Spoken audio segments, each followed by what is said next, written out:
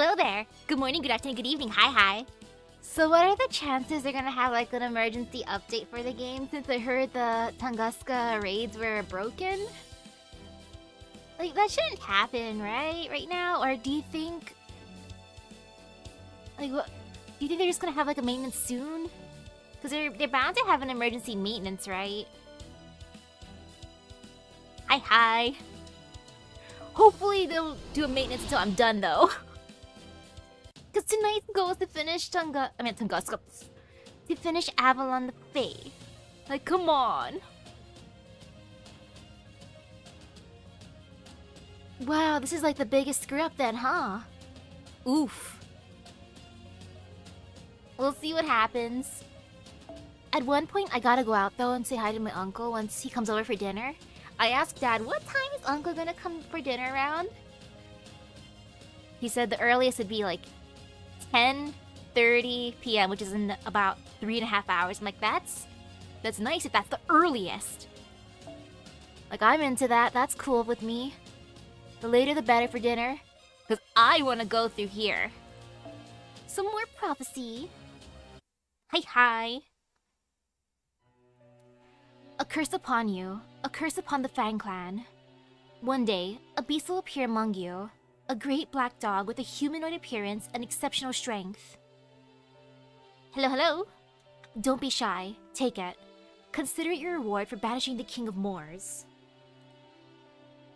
This beast will grow in accordance with the law of the jungle. The weak are meat for the strong to eat. Survival of the fittest in the truest sense. This horrific fairy, the foulest of foul creatures, will live by eating those they love.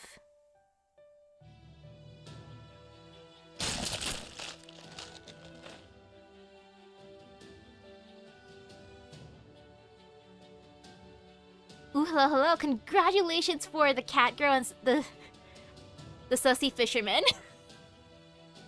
The oof about the craft distances. Kind of trolling. Good.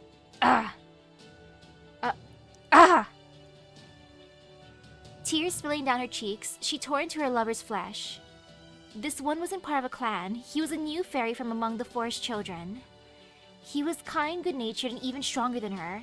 They recognized each other's talents at a glance and fell in love at first sight. She truly loved him from the bottom of her heart, so she was sure this time would be different. Dang, love at first sight too.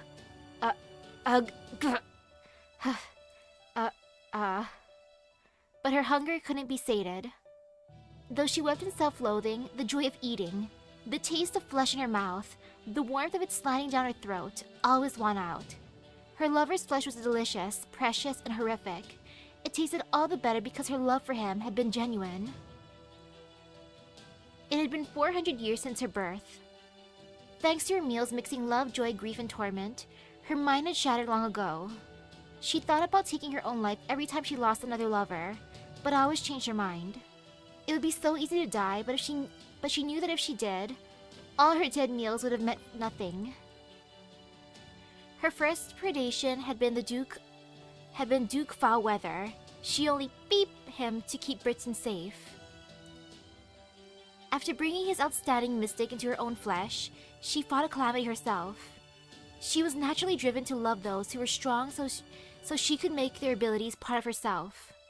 That was what survival of the fittest meant to her. Having lived her whole life consuming those she loved, she could no longer die merely because she wanted to. Born naturally strong and raised as a clan's daughter, she knew she had a duty to fulfill, the responsibility she had stolen. As long as people placed their trust in the child of calamity, she knew that she had to fight for justice more than anyone. That pride was the only thing holding her fractured heart together. But even that had reached its limit. No fairy so horrible could have a right to live. But just as she had pulled out her horn and was about to tearfully end her own life... Hello? Who are you? Why are you crying? In the air of the High Queen 2002, she met a sickly human child.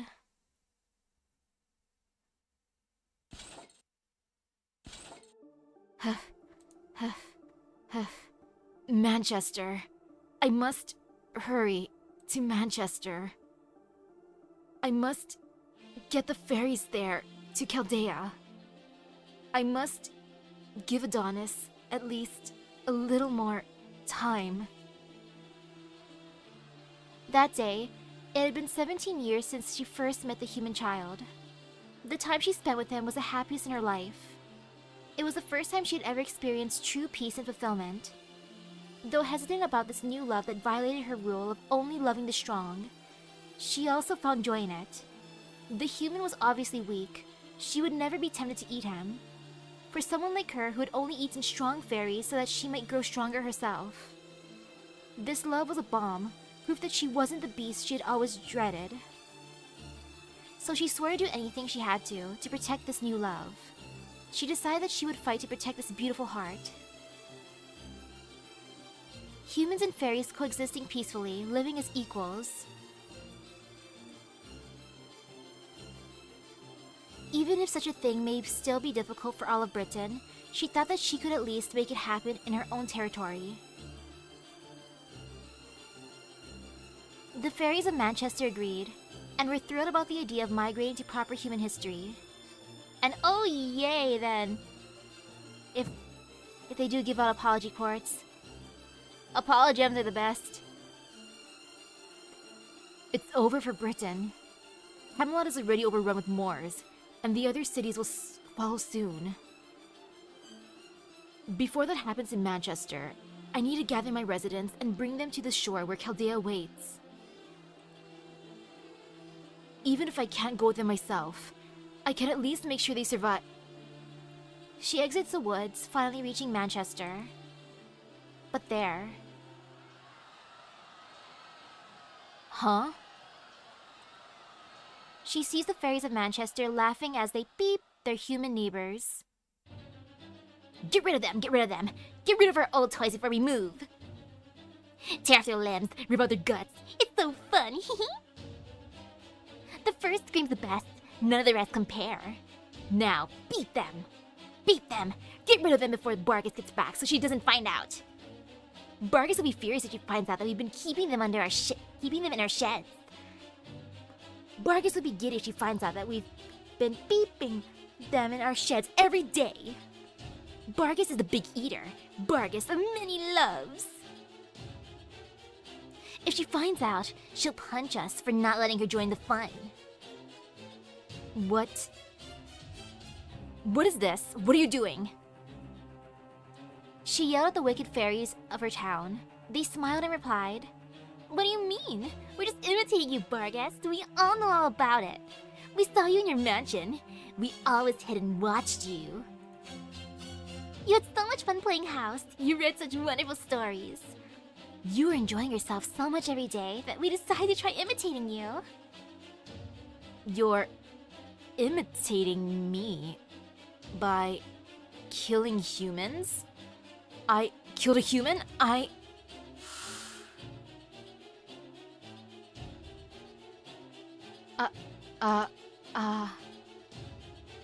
You treated him so kindly. You cared for him so tenderly. And then you ate him. You ate him right in your manner. It was so much fun to watch. We decided to try it ourselves. And it was fun. Way more fun than just watching. There's nothing more fun than beeping humans. Why'd you do that? Wait, when did she eat Adonis?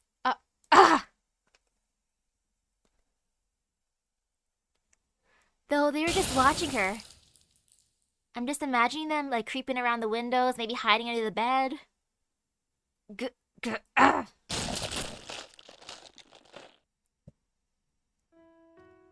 I've had this dream so many times. I'm crying. I'm crying while eating the remains of what used to be my lover. Having another good cry? Beep. Why don't you come over here? You don't have to stop crying. Just tell me what happened today. It's okay. I promise I'll never stop liking you, no matter how embarrassing it may have been. I only ate the strong. That's why I thought there was no way I'd eat him. You know, there's nothing like a fun story to cheer you up in hard times. Why don't I tell you another tale of your favorite knights of the Round Table? I'll tell you a story of Flotsam that drifted here as a changeling. A florid, proud, and slightly somber story. A story of the brave knights you've always looked up to. But I'd been broken for so long. Strong, weak, it didn't matter. There, look out of the garden. Those flowers you planted have grown in beautifully. And I see you planted another one for me today, so that I could enjoy them even though I can't walk.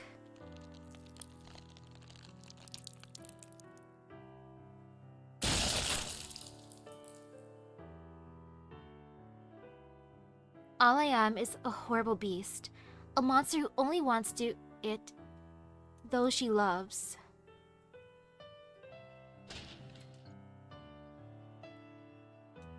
Going to end your life to atone for your sins? I know how you feel, but let's just take it easy. You're the most truly noble of fairies. You ending your own life would be a tragic loss. So let's make a deal, Barghest. It's still a little too soon for you to take on a curse. I'll seal this memory away for you, so you'll go on believing he's alive. Don't worry if things get too hard. Just come back to this room, and you can experience his last day again, like a dream.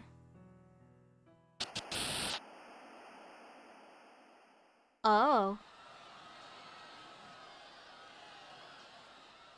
Oh, so that is what happened. No, come on, let's go. Let's go to the outside world where there are more humans to eat. It'll be so much fun, even more fun than this. I just know we'll be happy with all those humans to play with. You know, I read about this in a book that arrived as a flotsam. It said creatures that do things like this are called demons. Ah, yes, demon. I knew then that I had to kill them. I was wrong. I chose to protect the wrong thing. This isle had never anything in the way of justice. Ah. I have to take responsibility. I can't let them go to the outside world. Look everyone, Barghest is smiling. She's about to do another of her hilarious performances. Barghest the crybaby. Barghest crying tears of happiness. What kind of prey are you having today? Don't be stingy. Let us try some too. I have to kill every last one of these evil creatures.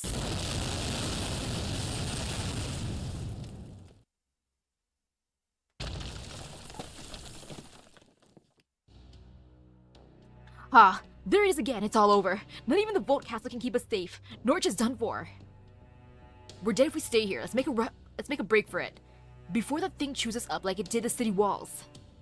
What about Lord Spriggan? Shouldn't we take him with us? Who cares about him? He chose to hole up in the vault. He's not our lord anymore as far as I'm concerned. Come on, I'm gonna open the door. Once we're out, we head straight for the harbor. As long as we can make it to the sea, we at least won't have to worry about being burned alive.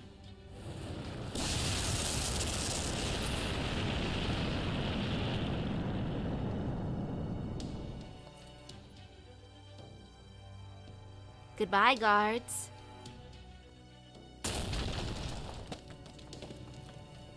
Run away, idiots. What's the point of going anywhere if I have to leave all this precious art behind? My vault castle's impenetrable. I spent 100 years reinforcing the bell tower and making it the strongest tower of pure iron in Britain. It can stand up to any number of Moors. Gah! Cut that out! Don't you know how dangerous that is?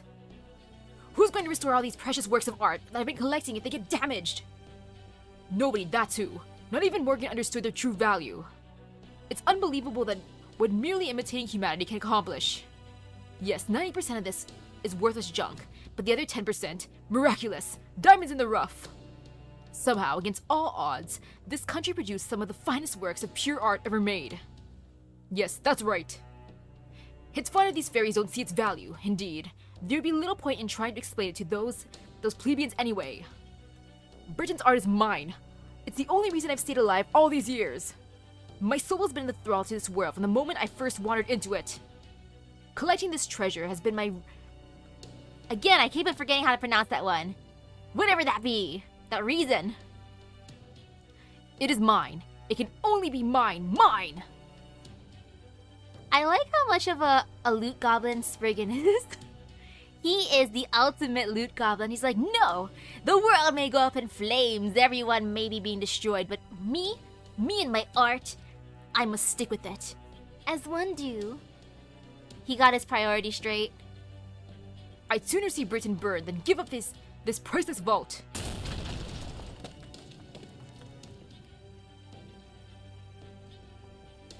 I know, right? Spriggan is great. Ah, yes, Raison d'etre. I don't know why, that one just does not stick in my brain. Damn it! Will you cut that out already?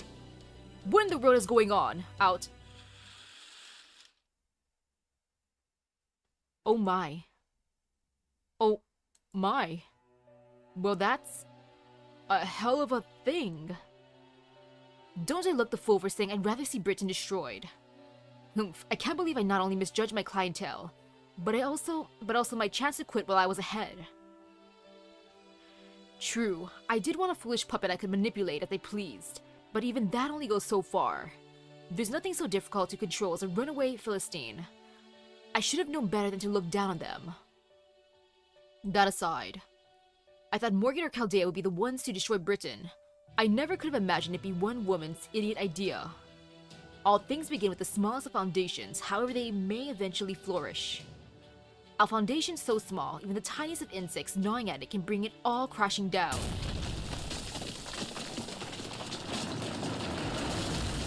Spriggan seems pretty chill about this. He's just like, yeah, okay. As long as I'm surrounded by my art, this is fine. He's with his precious. Alright, we stuck the landing. Norch is just a stone's throw away. Hang on tight, I'm flooring it. Damn, it's over 1,000 degrees out here, just like it was in Manchester. And there's a ton of black dogs out there too. Before we get there, Misaki, let me just remind you of what Holmes said. From what we know of your past battles with Barghest, and what we saw of her in Manchester, it's safe to assume that she can absorb the life force of any human with low magical energy resistance who gets too close to her. So this time, you need to stay behind the shadow border and summon your servants remotely. Barghest's magical energy consumption has a 1 kilometer radius, so this will be the greatest distance you've ever summoned from. According to Nemo Professor's calculations, you can only summon 1 shadow servant, 2 if you really push your limits. Oh no. I don't like that. While we're on the subject, Nemo Nurse also said that to tell you that you'll seriously regret it if you try to summon 2. Got it. I'm going with 2. I know, but I'm still gonna support Mash with everything I can. Got it. I'm still going with 2. I ain't gonna regret this. Thank you, Master. Yeah, that's about what I thought you'd say. Don't worry. I'll take the heat from that nurse right there with you. Whoop. There's a high-density magical energy signal we've been expecting. It's 6 kilometers ahead, right in the center of Norwich. Oh. Mash has to be the last one to stand? Okay, yeah, 2 level 1's easy. Here's a feed from the telescope. Let's see what Barghest looks like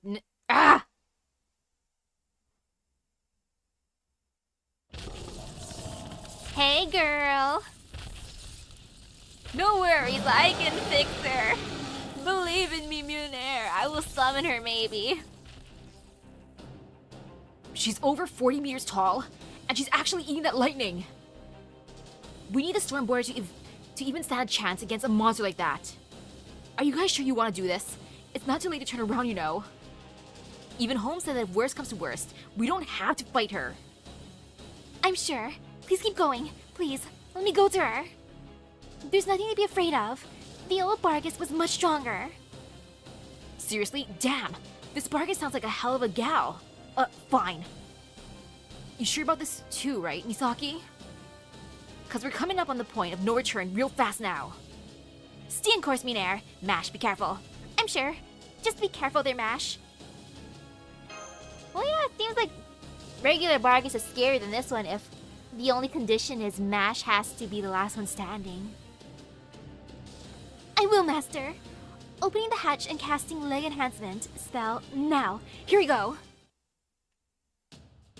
I wonder if that's why Baker-chan, or not Baker-chan, the nurse says that it'd be bad if I brought multiple. So, makes sense. Makes lots and lots of sense. And I did not raise her, I know that for sure. I want to bring someone who I rarely bring along. I know I could just bring their extra copies, but I'm just gonna stare. I don't think I raised... Oh no, I did kind of raise her. Sorry. Sorry, Jaguar Warrior. It would have been your time to shine, but no, not right now.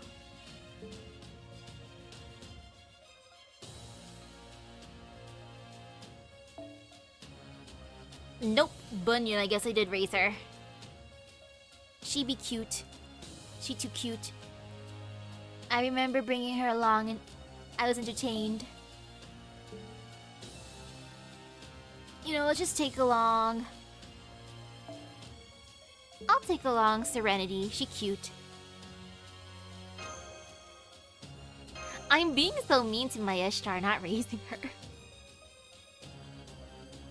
She'll be raised eventually.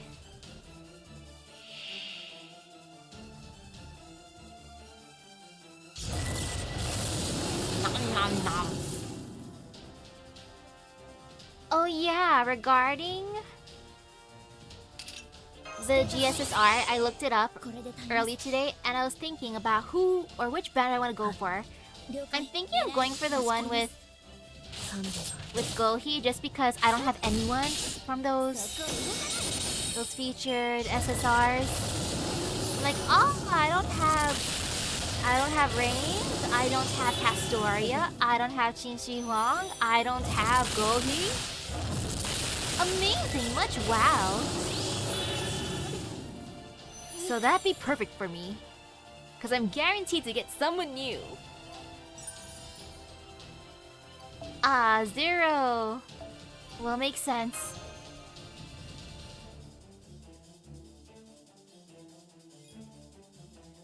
Oh, that would have been too good to be true for bond points.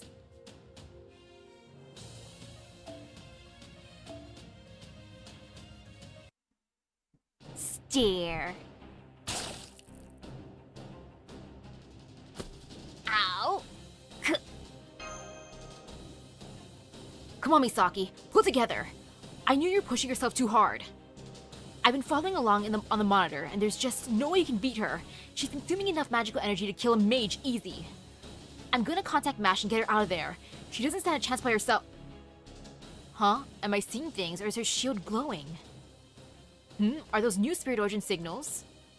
Here, I'll throw the data into the monitor. Recognize them, Misaki? I sure do. Do I? Do I even recognize them? I know them anywhere. Sure I do. Sure. I do know them. Huh. Let me just look at them closely. I can't see right now. You're kind of in the way, Minair. Huh? Why are you getting up like? Gah! How many stim ampules did you just take? I took all of the energy drinks just now, my dude. You're still gonna do this? Nurse said that 2 servings was your limit. I know. It's okay. I got the power of energy drinks on my side. This is Mash's fight!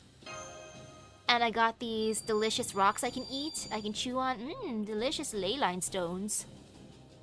Yummy, yummy.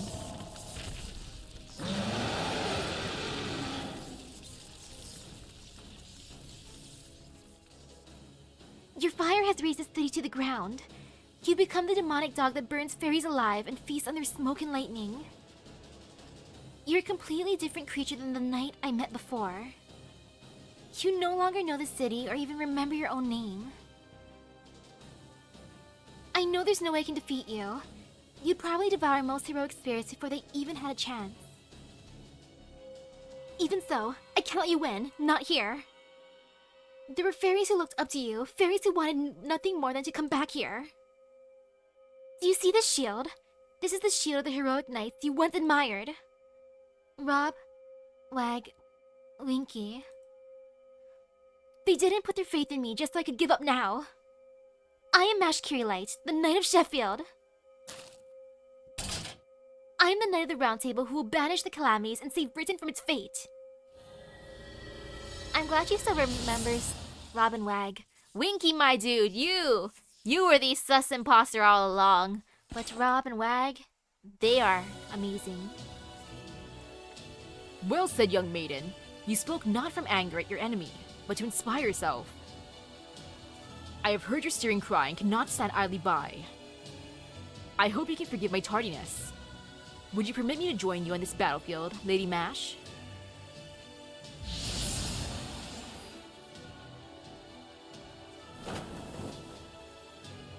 I'm surprised you got here before me, Sir Gawain.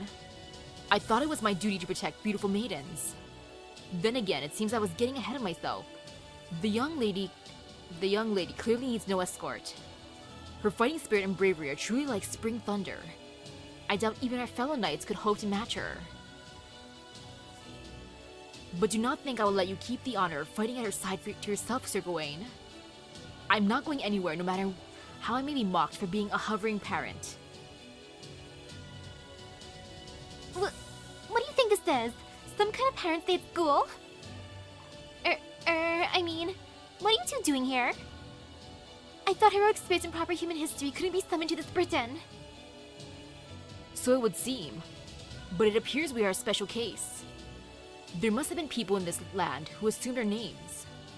So if they were making use of our names, it's only fair that they should make some room for us as well. Indeed, I have no way of knowing who in this land chose to carry on my name. But it is thanks to their reckless bravery, nay, their exploits, that I am able to be here now. This spirit origin will only last a few minutes, but that will suffice. Gawain, I leave the left legs to you. This demonic dog is clearly Cathpolug's equal. We have no time to argue. I could say the same to you, Lancelot. Do not take needless risks simply because Lady Mash is here. Remember, failure is not an option. Now with 3 Knights of the Round Table fighting together. Oh no, though, I just realized since they showed up, do I have to use them? Uh-oh. Now, to arms, comrade! Together we shall carve a path for the Shield Knight. Indeed, let's be about it!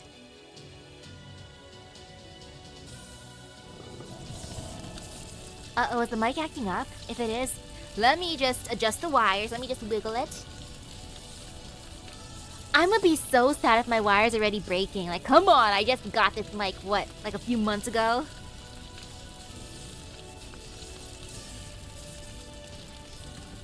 Okay, hopefully that's better. Uh-oh. Oh no. Thank you for the good luck, haha! Thank you, too.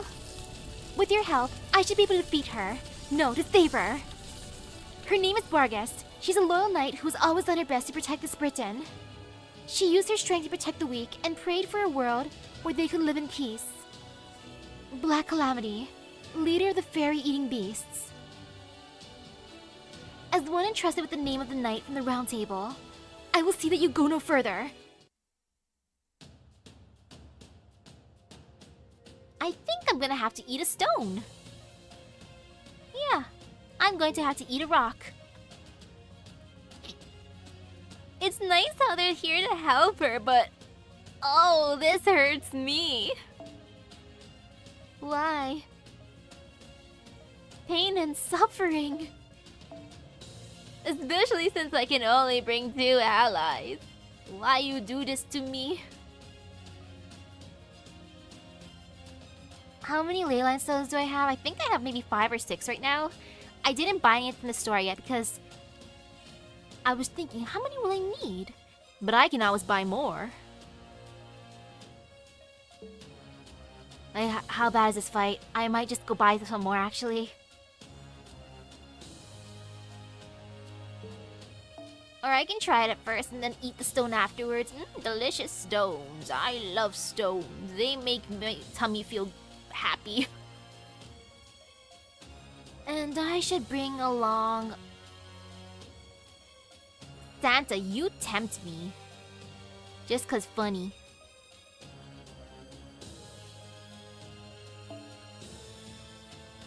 could bring her along.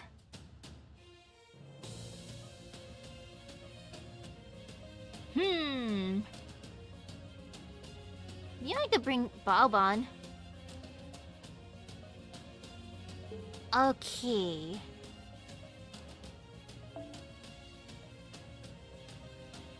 Well, I'm glad to know that it's not like my side that's acting up then for the sound. I felt fear. I actually felt fear because things tend to break here so easily. Like heck, my mic stand is getting rusty and I don't like that. I don't appreciate it being rusty so easily. But that's how it be sometime. Like, oh well. And I can't bring the Buster one this time because it says that she is... quick? I could sort by quick to make my life easier. Indeed I shall. Okay. Oh yeah, no worries. It's good to know if my stuff starts acting up. Then I can plan accordingly. Because I'm not gonna use a lot of money until New Year's time because I want to go shopping for New Year's sales on New Year's Day.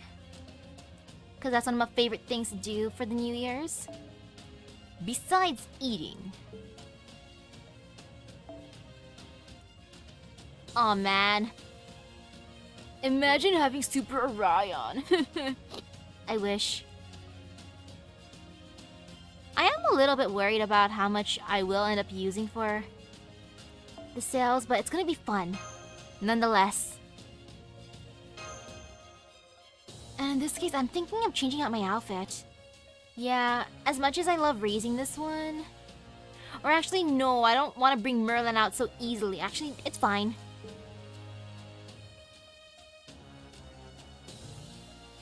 And yeah, this is evil. Look at this.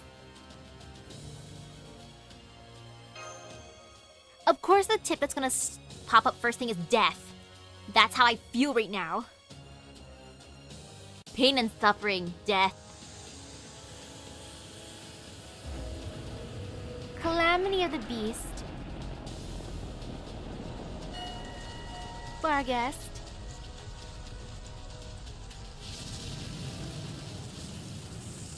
No fear.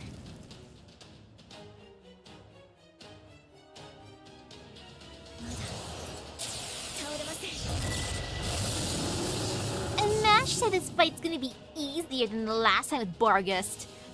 Well, maybe it's a little bit easier technically. Minus the force support. Cause yeah, this kinda hurts.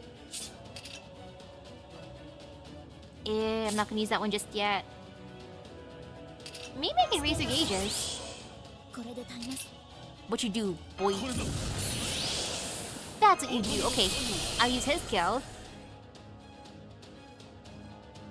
Raise your gauge, sir.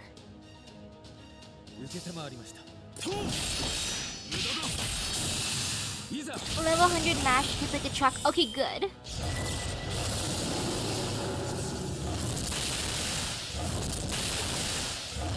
If I had Castoria, I would have brought her along too. Castoria and Merlin. And then I could switch at least one in.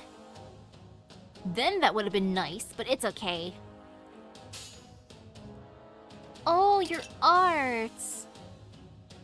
That's fine if your arts. Well, time to see how hard he hits. Actually, I should just give him this. Okay, now let's do it. Whee!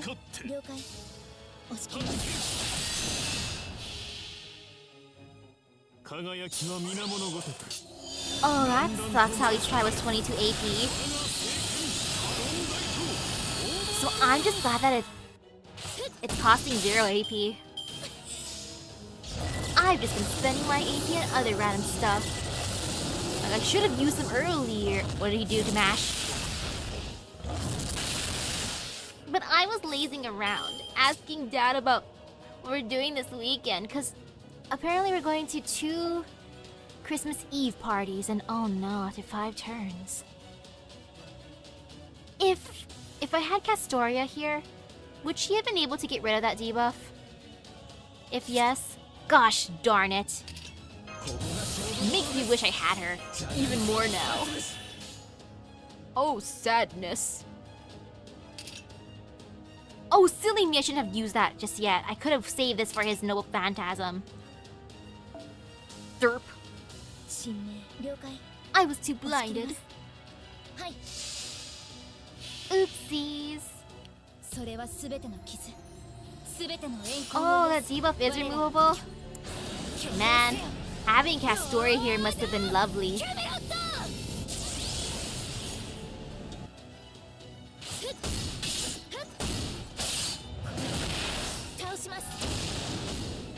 Good job, Mash.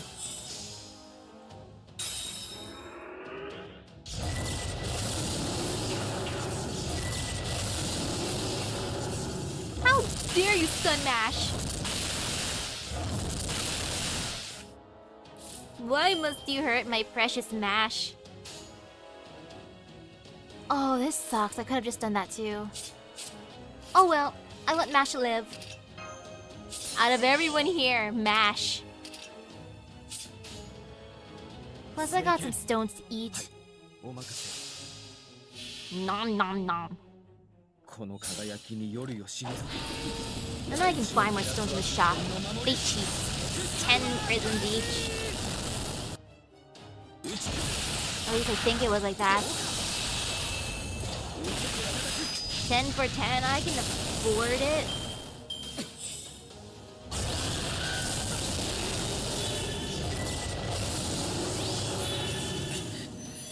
Okay. Next time? What next time? This will be the one!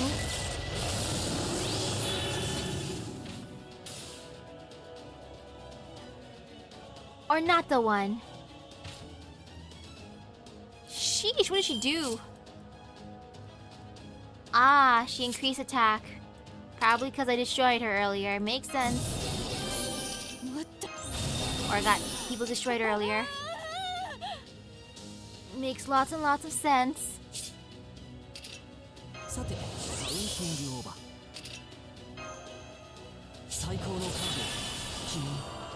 I can... Actually, that's cheap then, if it's only like 4 or more. For trolling. For Fluffy. That'll be fine then.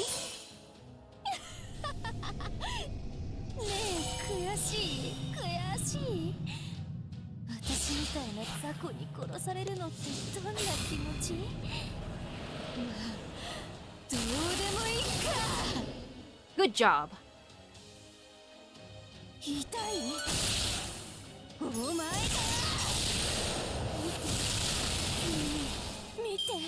And yeah, she seems like a nice doggo overall. Totally, right? She just a little hungry is all. Gotta eat. Doggo gotta eat after all. You're not you when you're hungry.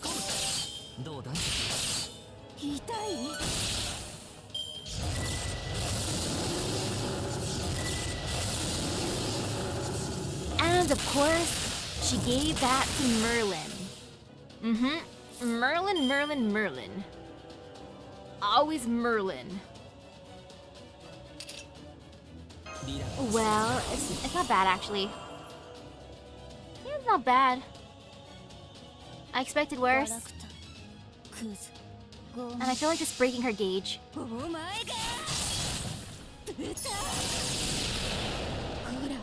I really thought Barel Sith could have done the thing, but it's okay. It's okay, girl. You tried your best.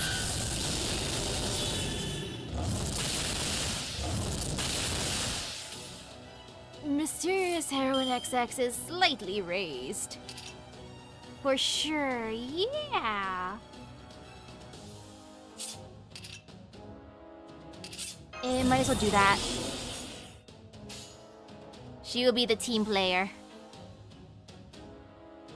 And if Merlin lives through this, that'd be nice. おや OK 切り込むどうだい Good job.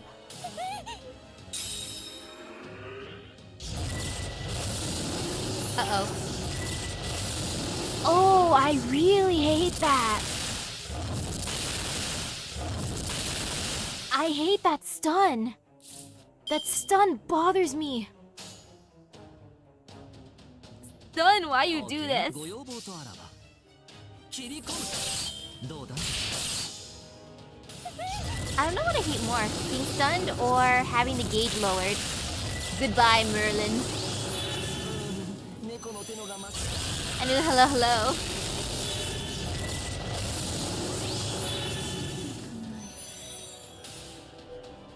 The stones are cheap. I'm just gonna buy from the store.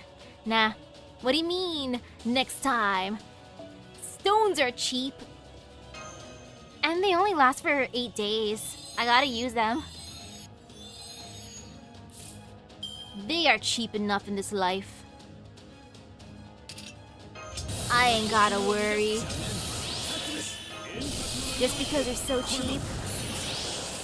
Never say no to cheap stones that expire soon. I'm just gonna stare what they do again. Okay, heavy damage. And skill seal.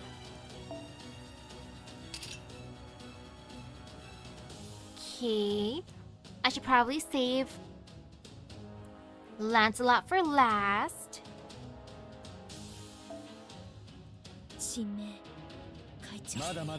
I just want to damage the doggo real quick.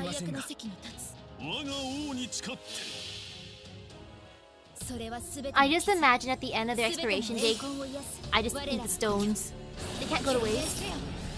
Either I eat them in bulk, or they just crumble and turn to nothingness.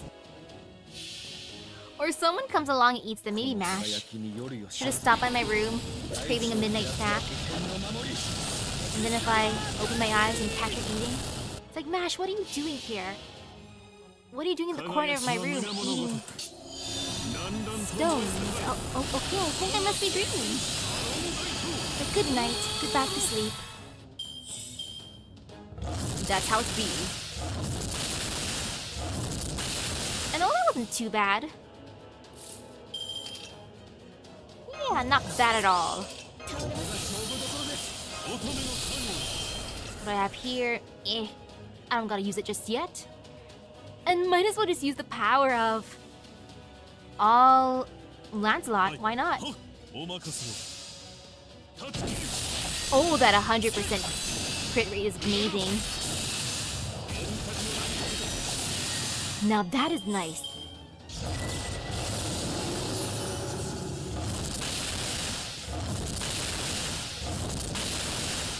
Ouch. Well, at least Mash will live. I just want Mash to live because she's cute. I clearly got my priorities in check. Like, look at how precious Mash is.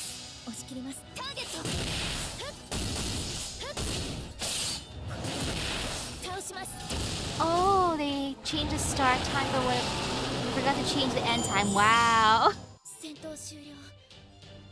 Does that mean they're gonna restart that raid? Or at least give a bunch of Apollo gems? I'll take the Apollo gems. For a raid that I did not do. And uh-oh, who am I fighting now? I see Caster.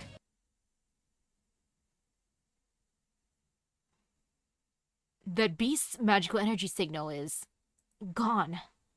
And the smoke and fire that was covering Norwich disappeared along with it. She did it, Misaki! Mash actually banished a whole calamity. I can't believe it! Munir, she did that before earlier. You just didn't see it. The beach. Oh, that beach. That beach calamity. My Kohai's really something else, isn't she? Yeah, she really came through. That's right, my Kohai's really something else. Oh geez, you just barely pulled through too. I can't believe you remote summoned 2 servants. Twice, no less. Just lie down and rest, okay? We have 10 minutes until our rendezvous with the storm border, and Mash should be back soon, so... yeah. You should just have enough time to grab a few winks. Phew, well, in that case... You know, I am pretty tired. I will close my eyes, wake me up when we get there. Or don't. Good night, world.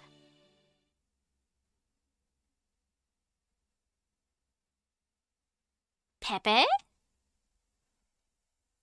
For some reason, I can just tell when and where he'll try to strike. We're both worthless good-for-nothings at heart. I was always thinking more about how things would end than how they keep going. Than how long they keep going.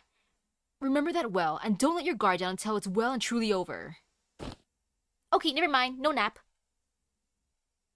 My inner Pepe has spoken to me. Always listen to your inner Pepe.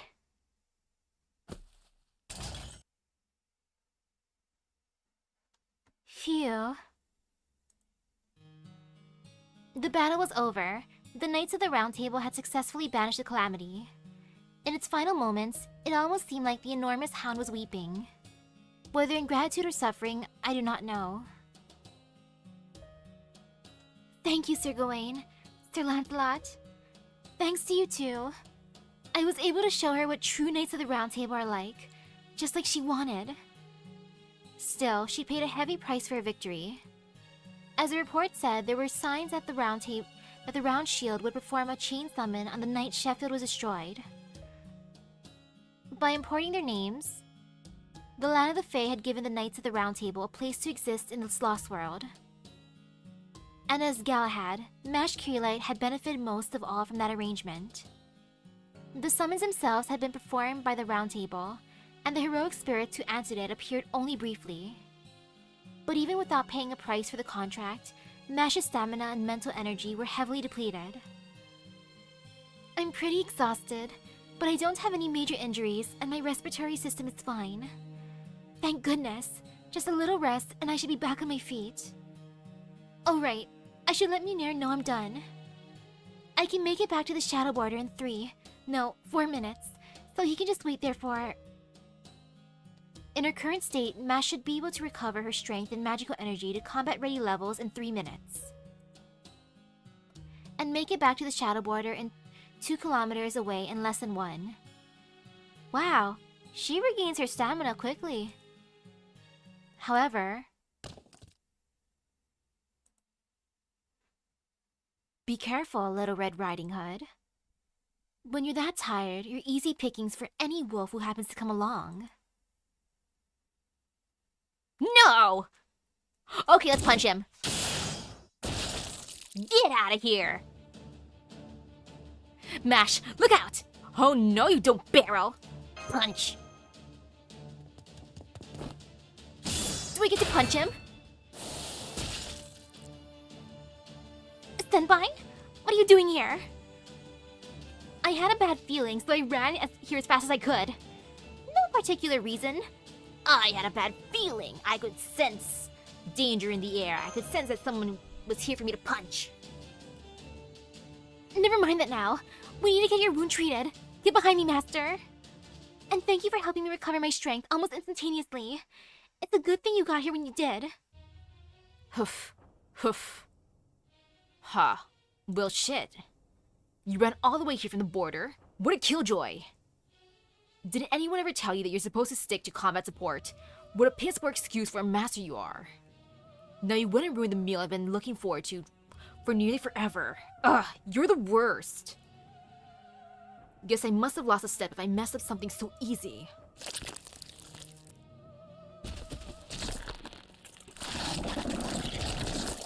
I was gonna say, did I punch his arm off just now? But no, apparently it just grew back. It just fell off like that. I can smell his body rotting all the way over here. His body's just barely holding together. Ew, he's stinky! Barrel Gut, I thought you might still be alive. Of course I am. Can't go dying while I've still got a reason to live. Isn't that right, Mash? I'm sorry I left you alone for so long. I didn't get tired of you, I promise. Just lots of crap getting in our way. Not only have there been no opportunities for us to spend time alone together like we used to, but you even got healthy enough to get up and start moving around your own, just like the doctor planned. Man, I miss our decent Chaldea's treatment room. You always look so bored in there. That's why I went into liven things up. You didn't have much in the way of human emotions back then, but you still had the same responses to pain as anyone. Barel, what were you doing in there? I still remember the sound of the bones in your fingers snapping, and the way your screams echoed around the room. It was like I was playing in a concert hall and you were the piano. Just the two of us, alone in the world. Can I just break him while he's just falling apart? Ugh, my head is killing me. The hell's going on? Whatever. There's no doctor here now, sure. There's someone else trying to spoil our fun. But she won't come in between us for much longer. Sorry to keep you waiting so long, Mash. What the hell are you saying? I'm talking about love, of course. I don't want to kill Mash, I just want to love her. So stay out of this, alright? Sorry, Barel, but she's not yours. Go on, Mash, tell her. Tell her this is just how we communicate. Tell her this is my love language. That may be true. You never had any malicious intent toward me, murders or otherwise. When you broke my fingers in the treatment room, you even seemed genuinely concerned for my condition. You listened intently to my cries of pain. And you said that was love. You said it wasn't joy that moved you, but the sight of agony. You're sick, Barel. That couldn't be further from love. You're sick, Barel. Well, of course, I'm only human. I never had many friends I could really relate to. Same with the interests, really. It's hard to find someone who...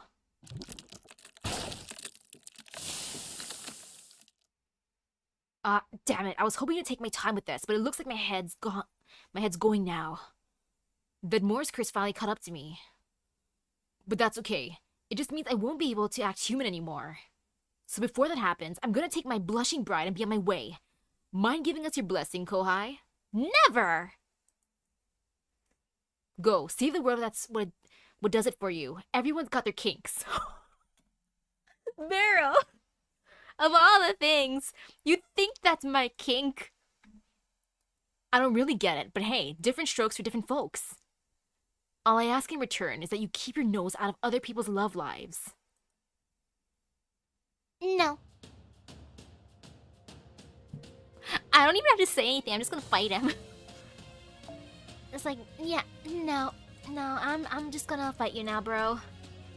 Yeah, no, I'm not letting you have Mash. She's mine, if anything. Or actually, no, we gotta ask her her opinion first. If she wants to go with you, I'm still gonna say no.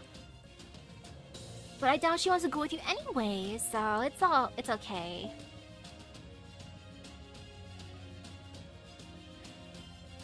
I might just use Rider Altar because it's funny. Plus she hits single target. Oh, there is Cinderella.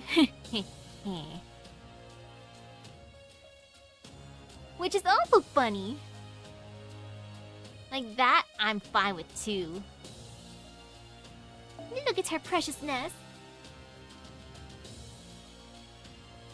And she was also single target. Perfect.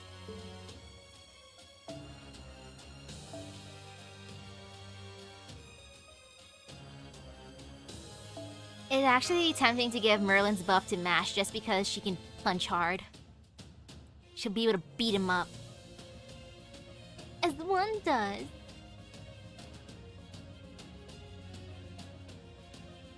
I should probably get rid of that other thingy. I will get rid of that other thingy real quick. And I will go for the aerial. There it be.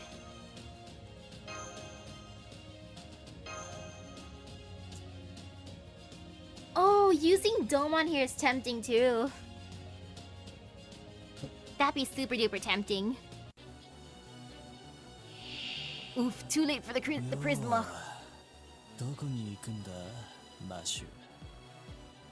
お前はここにいなきゃダメだろうなあ。武装完了。行きますね先輩。 I like how the painting one just gives extra attack for arts. Merlin can hit harder if he wants to, but Merlin don't want to do that. 倒れます。 Except Merlin's like, I want to fight. You know, fighting sounds fun. ご要望とあらば OK I doubt Barel can eat my gauge, so I'm just gonna fill up Merlin's gauge. 簡単な魔女だ And if he can't eat Merlin, then oops, my bad.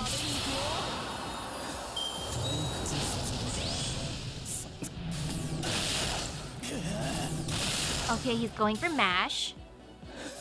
Which is what I expected, honestly. 楽園の端にようこそ。会長私は最悪の席に立つ。そこは壁もなく城もなく This is fine. の空魂のありかを見せようか I'm glad this fight doesn't seem scary. それは全ての傷全ての怨恨を癒す我らが故郷 Ooh, the fish is gonna do a lot of the work. Good. キャメロット歌って Great job, Ellie. Wow, he really does want to go for mash. Which, I understand, bro, but still. Yeah, no. Yeah, I'll just raise gauge some more. I'm not too worried about breaking his gauge. 仕切ります We believe in the power of the curse. お二つどうぞ 退屈させた And then later on, Cinderella's just gonna wreck him. Believe in Cinderella. I could just use her here. Which I might. Might as well. It's not like he's gonna go after her anyway, so I can just do that. She can lower her stuff some more. Don't want to do that one. No, I don't want demerit. We believe in you, Cinderella. 神明さあ神明ラジ I just want to make Mash's Noble Phantasm stronger because オ Mash. 私は最悪の席に来たから鏡を蹴り飛ばすわ終わりよ I wonder how Barel would feel though if I did summon these two to beat him up. それは全ての傷全ての怨恨を癒す我らが故郷権限せよ Especially Cinderella attacking him. キャメロットガラスの靴よ Oh, cute. And her NPV kills debuffs. Oh, okay. 退屈させた Oh. さ Oh no, he did a stun. Then again, it's not too bad since he's only going after Mash anyways. More Mash. はい了解押し切ります And his guts don't scare me.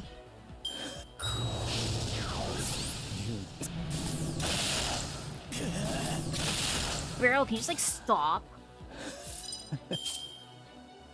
Okay, 2 more turns for that stun.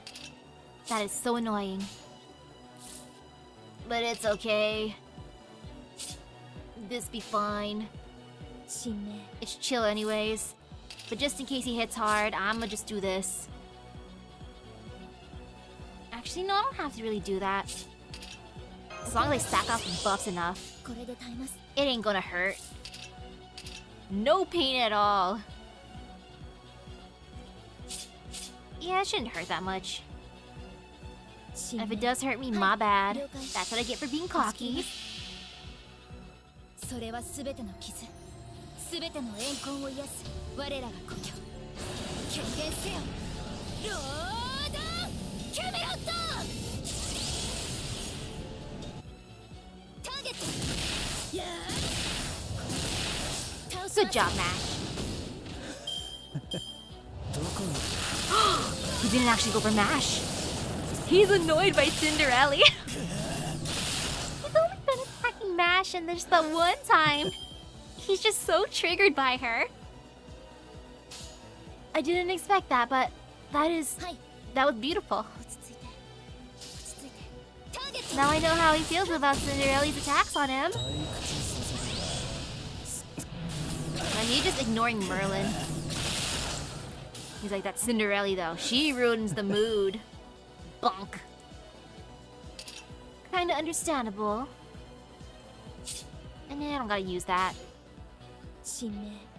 Good job, Mash. ラジャそれは全ての傷全ての怨恨を癒す我らが This is amazing, the one fight that Merlin does not get bullied. ロードキャメロット He's being ignored.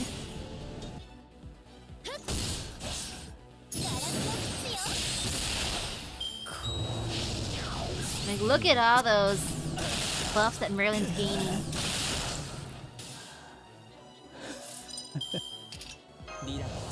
He's almost down. Yeah, no need to worry. 了解押し切ります切り込む歌って Great job, Cinderella. 退屈させたか逃がすか Ooh. How many more guts you got, bro? You only got that much. さて I am scared. オーケーご要望とあらば切り込 Go む get him. 切り込む Hey.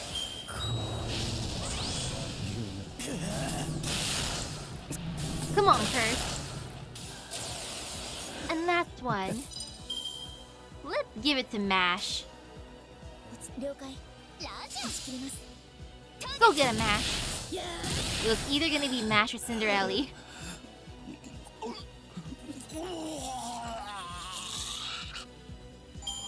He just puked up some treasures for 愛 me. と友情の勝利 Do I want these? 世界はキュートを求めているの He puked up some scales of fantasy. You know what? I might need those, so let me put them in my pocket after washing them. Actually, I can't wash them just yet. I'll put them in my pocket and then I'll wash them. Although he was a mage, Barel Gut's true profession and passion was killing. He learned the dark arts from his mother, one of the Magecraft's world's rejects, and a witch. In the Mages Association, witch is not simply a word for a female mage. They are considered completely different creatures from humans. Supernatural beings by nature, witches created the Mage Association's Yumina, or Botany Department, which studies curses and medicines, and were also involved in the establishment of the first magic. But there are no witches present in the Mages Association anymore. As time went on and civilization developed further, they changed both their form and their way of life. Barel Gut's mother was one such witch. The witches' transformations were myriad. Some returned to the earth, some returned to the past, and some joined the first. Mages thought these transformations were miraculous and spoke of them in reverent tones. Meanwhile, some witches abandoned their way of life and assimilated into civilized society, with some of them falling so low as to become human. Witches who had fallen were treated with neither compassion nor respect. No matter what kind of magecraft or mystics they possessed, no mage would recognize them as human. As far as they were concerned, any witch who had survived to the modern day as a human was no more than refuse.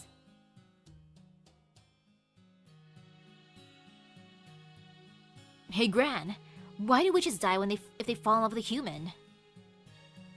A young Barel posed this question to the witch claiming to be his mother one day.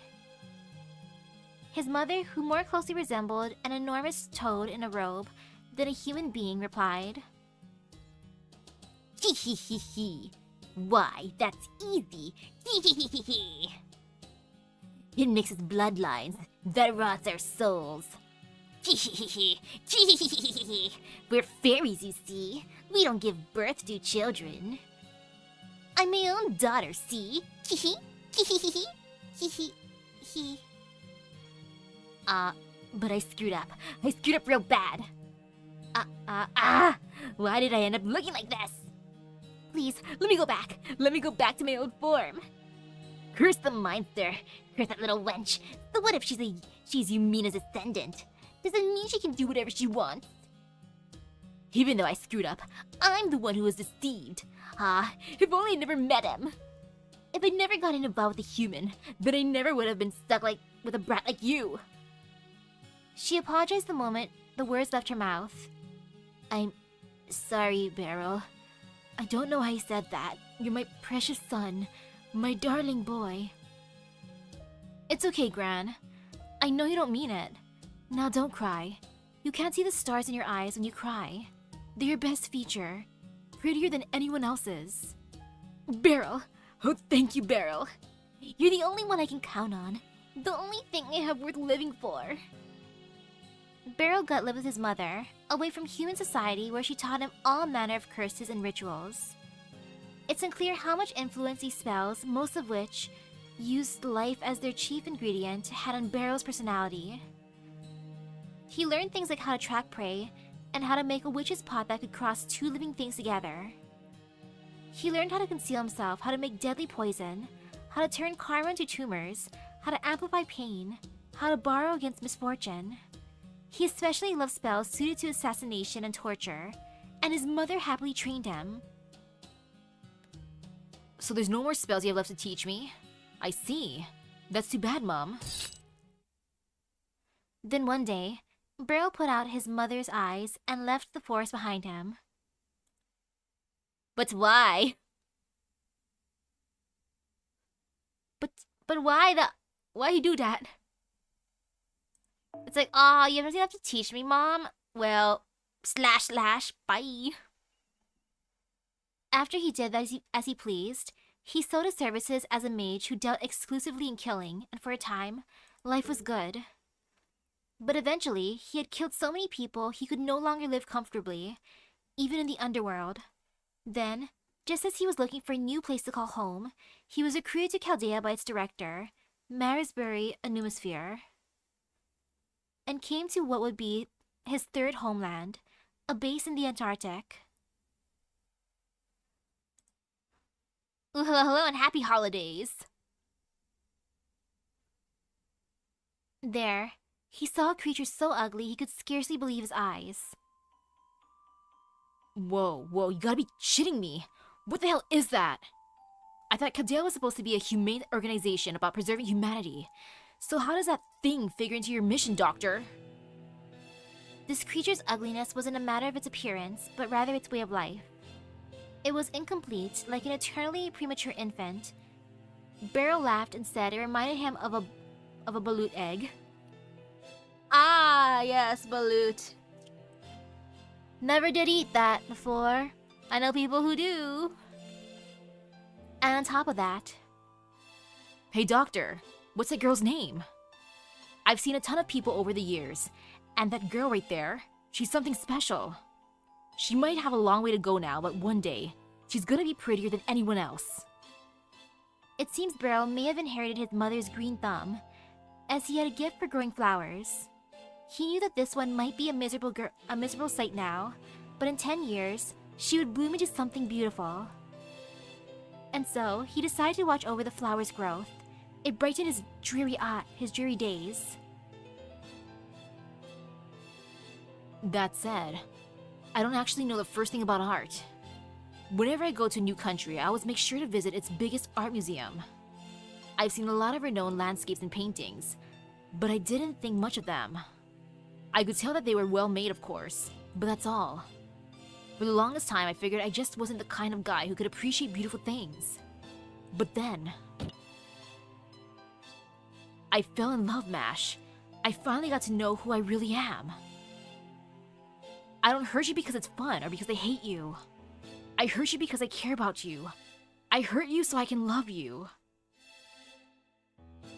That's the kind of guy I am. I'm just the type of guy who can only recognize beauty once it's been damaged. So I'm gonna keep you safe from everyone and everything.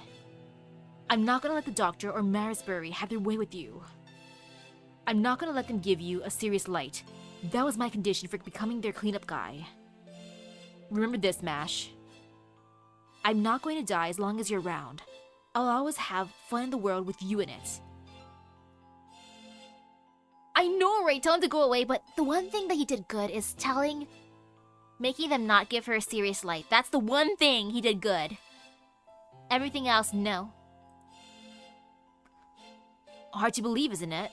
I know I can hardly believe it myself. But it's true. You're the most important thing in this whole world to me. So... you don't mind, right, Mash?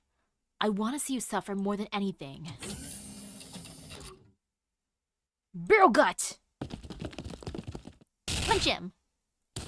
Good job, Doctor. That sounds like you punched him. Barel Gut was taken into temporary custody, and his access to that area of Chaldea was revoked. This was a year before the fateful day Team A embarked on their first experimental ray shift.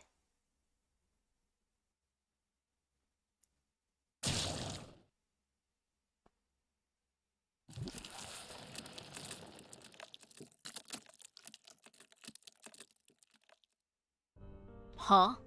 That's weird. Why are you punching me, Doctor? Are you trying to take her away from me again? Wait, please, you can't do this to me! I still haven't felt anything. I only accepted this shitty deal to be brought back to life because they said you were here. All I wanted was to see you again. I'm still gonna punch him. Take one more step towards her and I'll...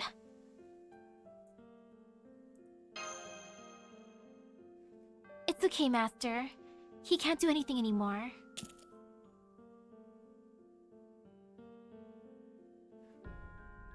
That's it. Those eyes. Those eyes are beautiful. You've gotta take good care of them. You've only got two, after all.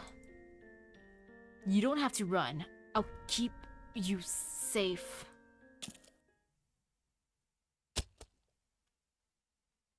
I love you. I love you, Mash. I love you from the bottom of my heart. Yes, I'm sure you do. But I don't understand what you call love, Barrel. And I don't think anyone ever will.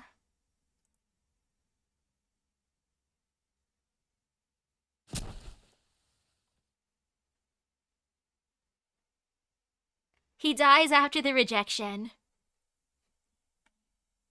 Bye, Barrel. Let's go back to the border now, Mash. Yeah, we're leaving now. Bye, Barrel.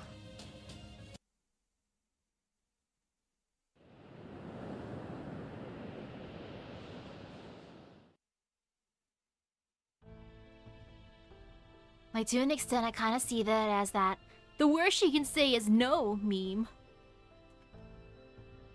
Okay, the shadow border is on its way to Norwich, so now it's my turn.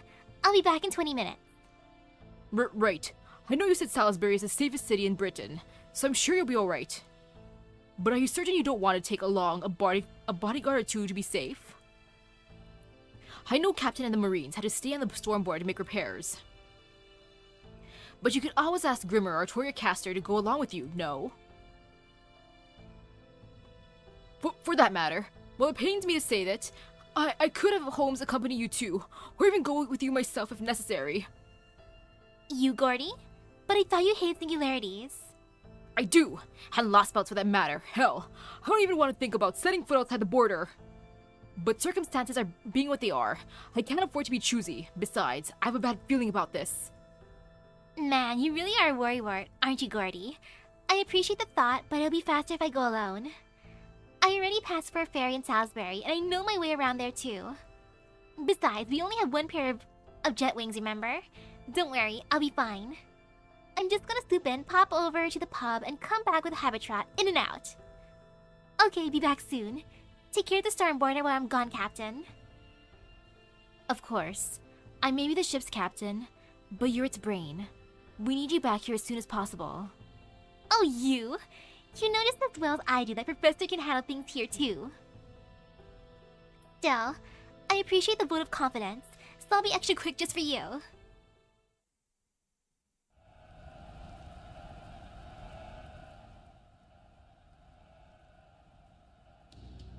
The city's burning. It's been burning forever now. There haven't been any wind tidings from Lady Aurora. Everyone in the city has changed. Of course, I'm not surprised. Deep down, we were all jealous of each other.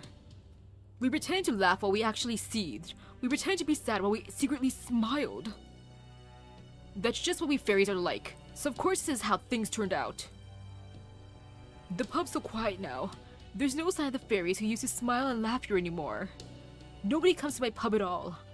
I guess Britain really is done for. But that's okay. Things are just back to the way they were before. My pub was always like this. Come on, can't we just bring Mike along? He can be one of our chefs. Drab. Boring. A far cry from the places on Main Street. Just like me.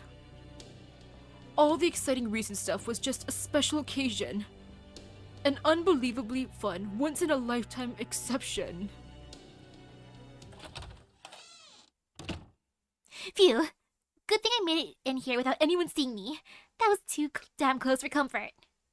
Man, Gordy was right. I had no idea things had gotten so bad here. Da Vinci! You came back! Wow, this is great. I'm so glad you're alright. Things took a really bad turn at the cathedral, right? I was so worried about you. Hey Mike, good to see you're safe and sound too. Not that I was especially worried about you. Your pub's pretty sturdy and you're not the type to take unnecessary risks. I knew you wouldn't let the rumors mess with you or take to the streets like the other fairies. Yeah, of course not. I've been in the kitchen all this time coming up with new recipes. Here, Da Vinci. Check this out. This one's really something. I found you can make a really thin kind of bread with the buckwheat flour I got from Norch. Then you can put all kinds of yummy things on top, like cream, ham, veggies. Whoa, that's amazing, Mike. You invented galettes. Not even Norch managed to come up with those, and they've been breaking the Queen's laws to do whatever they wanted for ages. You must have been doing a lot of experimenting to figure this out. This is a proud moment for me as the teacher. Yeah, I did. I worked really hard at it. It was tough, but fun. It wasn't easy, but it was really fulfilling. It's like a whole new world's opened up. I'm not the same useless Mike I was before. I'm a fully fledged fairy now, and it's all thanks to you. Aw, you're giving me too much credit. I didn't make you into a hard worker. You had that going for you all along. You would have made something out of this pub eventually, even if I'd never shown up. Where are you going, Da Vinci? What's on the second floor? Oh? I just popped back to get something I forgot. I need to grab Typhon and Habitat and get back to our ship as soon as possible. Go back?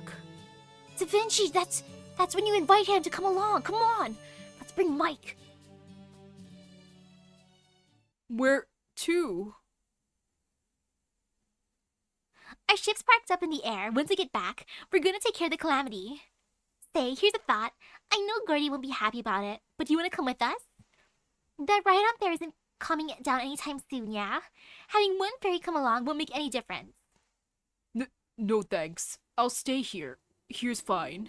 No, Mike, come on. Come on, Mike.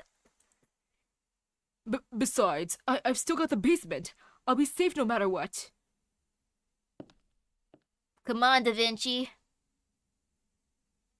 Come on, Mike. Go with Da Vinci. Yeah, it's safe here. There's nowhere safer. There's no point in going out. We can just stay here forever.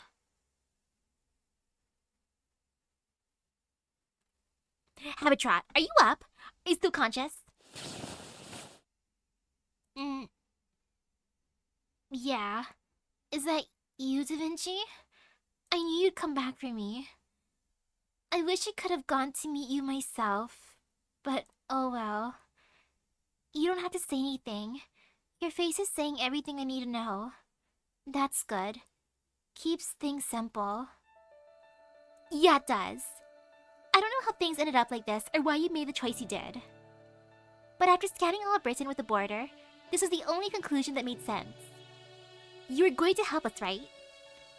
Of course. Besides, it's been kind of tough staying awake all this time. I hate to ask, but would you mind carrying me? I can't really move so well anymore. You bet. That was the plan. Thanks for everything, Habitat. You really are a bride's best friend. You okay, Happy Cat? I know the truth, Dabinchi. I know you're not a human nor a fairy. But I don't think Misaki or any of the others do. You're stronger than a human or a fairy, but your life's much, much shorter. And pretty soon, it's going to end. Okay, I've got Typhoon Mark II now. Now I better hurry. I've already taken longer than I meant to. So why not just stay here? That way, you'll live at least a little longer than if you go back outside. No, Mike, he's going the yandere route. As much as I like that. No, Mike. Sorry for all the trouble, Mike. But I'm really glad you're here. And I don't just mean for today, I mean all of it. If I hadn't met you, our journey would have been a lot harder.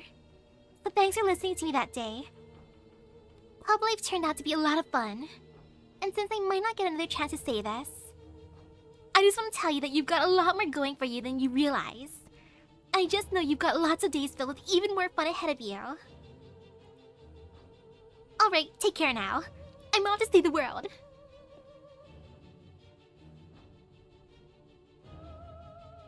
Beeps, turning around and heading for the door. Her back is completely exposed. She's going to leave forever unless I do something. Without Beep, I'll just go back to being my boring old self. I don't want that. I don't even want to think about it. The whole idea is too frightening. I need Beep here. She should stay here. She'll live longer that way too. So...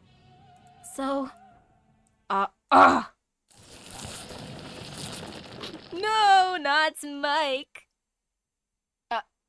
The door opens and she steps out. The knife I clutched in my hand, just out of sight, clatters to the floor. I stare at her back as she shrinks into the distance, barely able to see her through my tears. That's right. Beep. Dabinchi. Wouldn't be Dabinchi if she wasn't free. Going wherever she wants is what makes her Dabinchi. She knows she doesn't have much time, but she still keeps reaching for her dreams. That's why she shines so bright.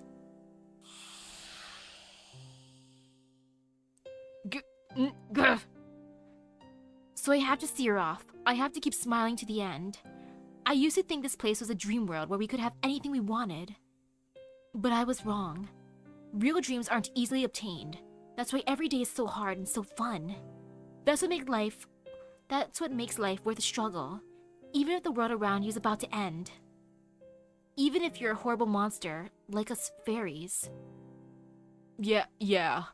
Farewell, my friend from a far-off world. Thank you for coming to Britain.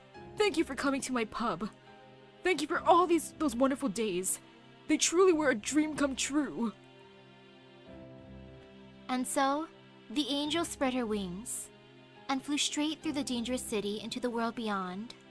Aw, Mike.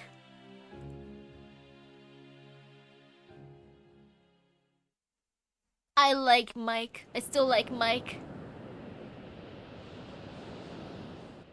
Out of the people that we met inside of here that aren't summonable, Rob, Wag, and Mike, they are amazing. Alright. Mashminer and Misaki are back from Norwich. And Da Vinci's back from Salisbury. All our units have completed their missions, and we can set a course to the pit. But before we leave, we still have time to do one last run through the operation. Commander Gordolf, would you do the honors? Right, of course. These run-throughs are important after all. I appreciate your consideration. Right then, listen up, Chaldea Lostbelt field team, and local collaborators. We're about to fly to the pit and begin our battle against Cernunos. Ooh, congratulations. Like, Koro was cool too, but Rob, Wag, and Mike get most of the feels. I would put Koro on a similar pedestal, or not pedestal, more, yeah, I guess that's the right word, or similar level as Doga from the beginning. Like, Doga was cool, he was a true bro, he didn't want to eat me, even after finding I was a human, he just wanted to have fun with me. Versus the others who were like, let's split the limbs, but not Doga. Doga cool. This should be our final battle in Britain, so don't worry about saving your strength for later. I want you all to use everything you can. Every special technique and every ace up your sleeves. I mean it. You guys are always holding back at least one trick. This time, I want to see no holding back and no secret last-minute surprises. We're just going to carry out this operation as we planned it, and we're going to defeat Cornudos. Remember, we were all wiped out once before. It's only thanks to that witch Koinskaya that we're still here. And according to Da Vinci, there's no more sign of her spirit origin anywhere in Britain. I'd say the odds are good that she's already left this Lostbelt behind, and good riddance! At any rate, remember, this is our last shot at this. Don't count on getting a third chance. Yes, sir! I'll make sure to give it everything I've got. Yes, sir! Good. Now then, would you go over to the particulars, Administrative Advisor? Certainly, Commander Gordolf. Repairs in the storm border are complete, and our flight and weapon systems are all fully operational. Meanwhile, it has been 20 minutes since Cornunos reappeared in the pit. Going from our previous experiences, the Calamity hands that assaulted us will appear in another 40 minutes. But just like the fire Calamity that attacked the storm border earlier, we expect there to be a change in Cornunos this time as well. Specifically, defensive systems. Once he realizes that we have a divine construct on board in the form of Artoria Caster, there is a very high chance that this Calamity will try to attack us.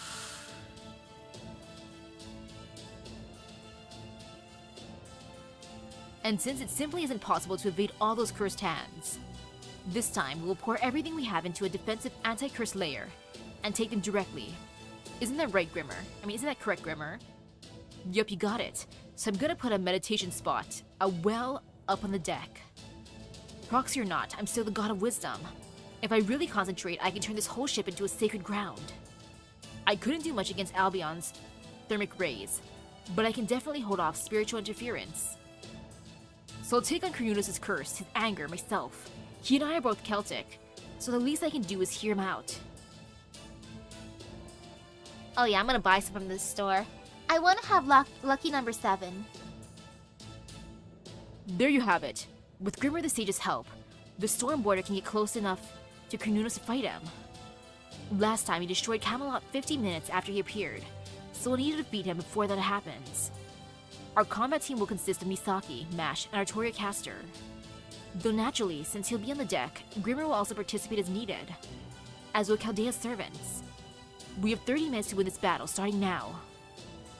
Do be sure to keep that in mind, Master Misaki. We just passed Oxford. 5 minutes until we have visual on Cornunos. Should I keep going straight, or should I make a little detour? No need for a detour, Marine. Grimmer, prepare for the battle, if you would. It's time for us to get rid of the final Calamity. Or is it because of Section 30? Afterwards, so I imagine it's not the big fight yet. Or maybe it is.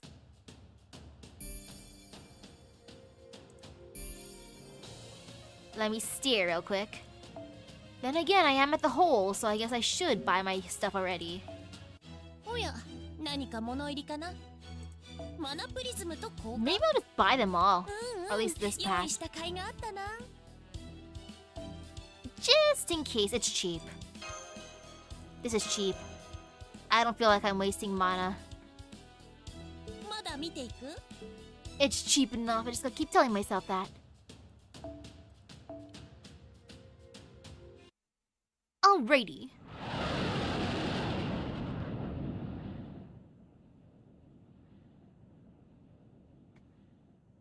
We're almost to the pit. Nervous? Yeah, I am. I hate to admit it, but yeah. Yeah, I am. I'll be honest. Me too. I mean, think about it. We're about to fight a god. A god. Doesn't really get much more intimidating than that, as opponents go, does it?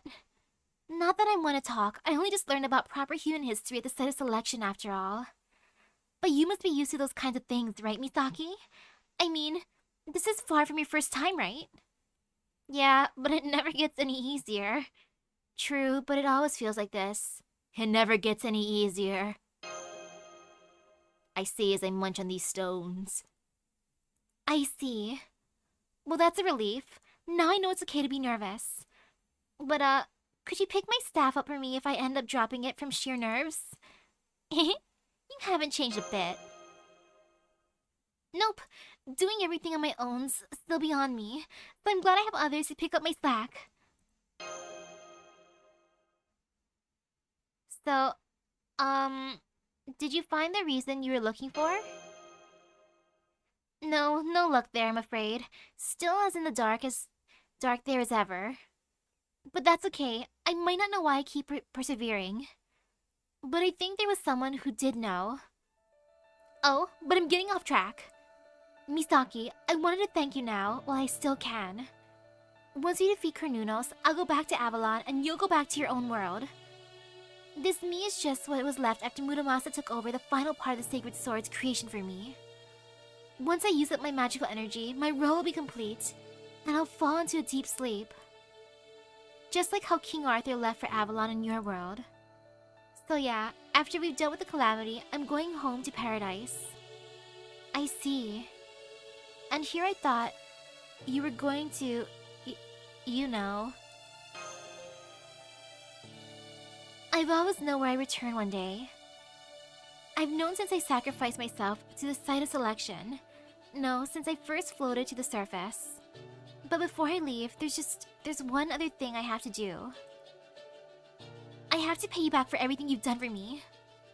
For Avalon LaFay, like me, saving Britain means restoring this false Britain to the way it should be. But you and your companions were different. You knew it was false, and you still wanted to save it. So I figured, just this once, I'd like to share the same goal. As long as you keep holding on to hope, this Avalon LaFay will keep listening to you. And not just so you can save Britain, so you can save the world. Yeah, one day, I'm sure we will. Just wait until GSSR and then I'll summon you. By the way, Misaki, I have a question for you. What part of this journey did you enjoy the most? And don't say Manchester. Well, that was sudden. Let's see, maybe... I guess... When we found out you're the child of prophecy in Salisbury, when we all went diving in the Drake River. Oh, I love that one. That one was fun. When you made something that horrible monstrosity in Edinburgh. Oh no, not that. The chocolate competition. I like the Drake River out of all these out of these ones. Like, that one was just funny. What about you, Artoria? Me? Let me think. I was definitely the most fired up for the chocolate making, and the most shocked in Norwich. But I think my happiest memory was in the Welsh woods on the 14th day after we met. That's when we shook hands for the 3rd time. I just want to help the child of prophecy on top of that. Man, that was so cool. Woo! Blush. I can't believe you still remember that. Shh. So on that note, here. This will be your last one.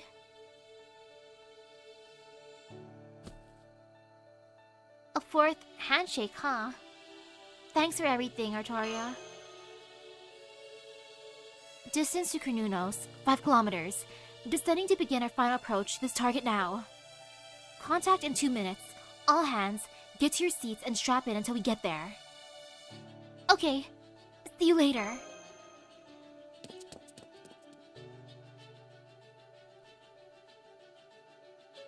But the most fun I actually had was on our 11th day in Gloucester.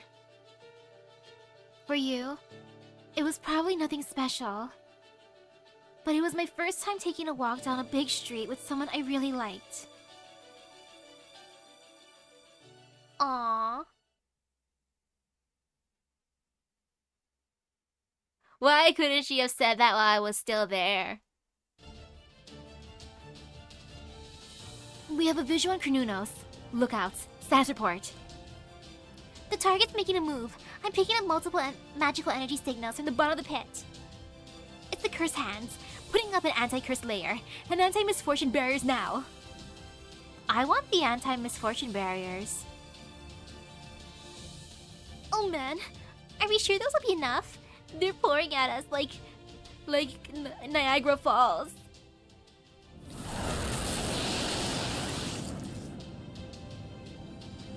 Don't worry, I'll push them all back at once. In my death, I speak of life. O Mimisbrunner, Leyland of Mistletoe, sever the past and grow towards the future. For the next 9 days, no folly shall be tolerated. Cross the twilight. Gambatain Valhalla.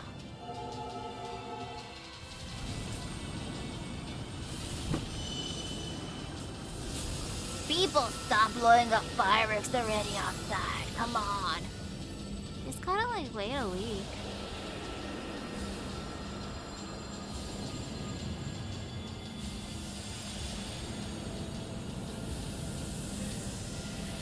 Pretty, shiny.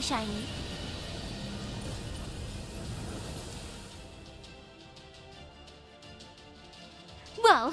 Those cursed hands just turned into light and vanished. There's a second wave incoming now, but with that working for us, we shouldn't have anything to worry. Eh? Damn it! He counted my retaliating curse. Kazuya, Misaki, you're not getting another shot. You need to finish this now. Aw man, Krenunos used a Uno reverse card. Absolutely.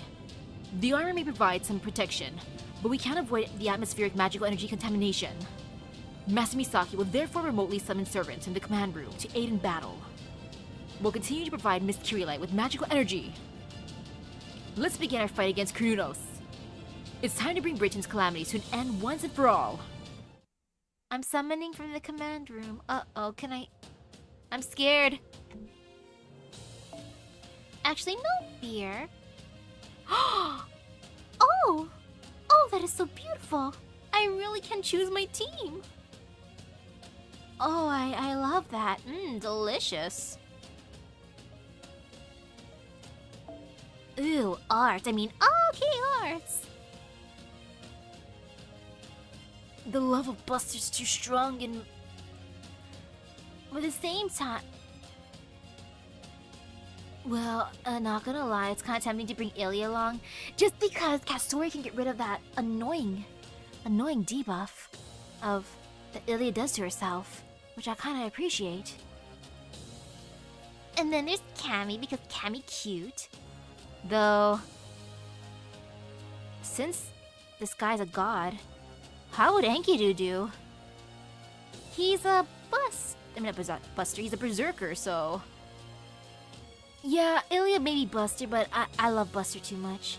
So I gotta bring at least one Buster. I can't go the arts way.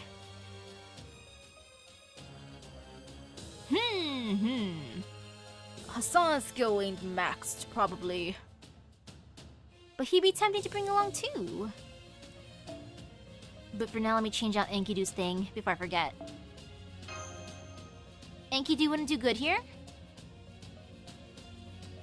Aw, that's sad if Enkidu can't do the thing here. Oh, yeah, no divine stun. Aw. Aw, that is sad. Oh, my boy, you could have been so good. Oh, Ryoma, I did not raise you. I'm sorry, Ryoma. My bad.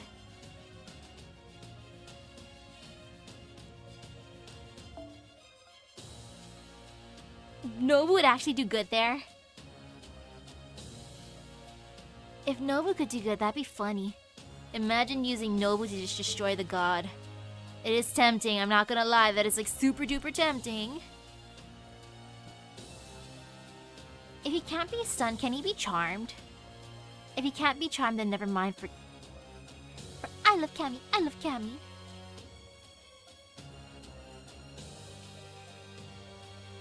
Decisions. Even though she's quick, I am tempted because she can be like, Teehee, look, I can give you curses too. Which would be funny. Super duper funny. What did you do again, Abby? Because bringing along a foreigner is tempting. I'll put Mysterious Heroine X on the team for sure too. But let me just stare at her. Never mind. Aw, he's immune to all of those debuffs. That's sad. I could quickly raise Hassan's skills, but I'm kind of being stingy with my QP, even though Morgan gave me a lot. I know I shouldn't feel that way, but my greed, my loot goblinness, got the better of me. It be like that sometimes. And oh wait, it be at the bottom. There she be.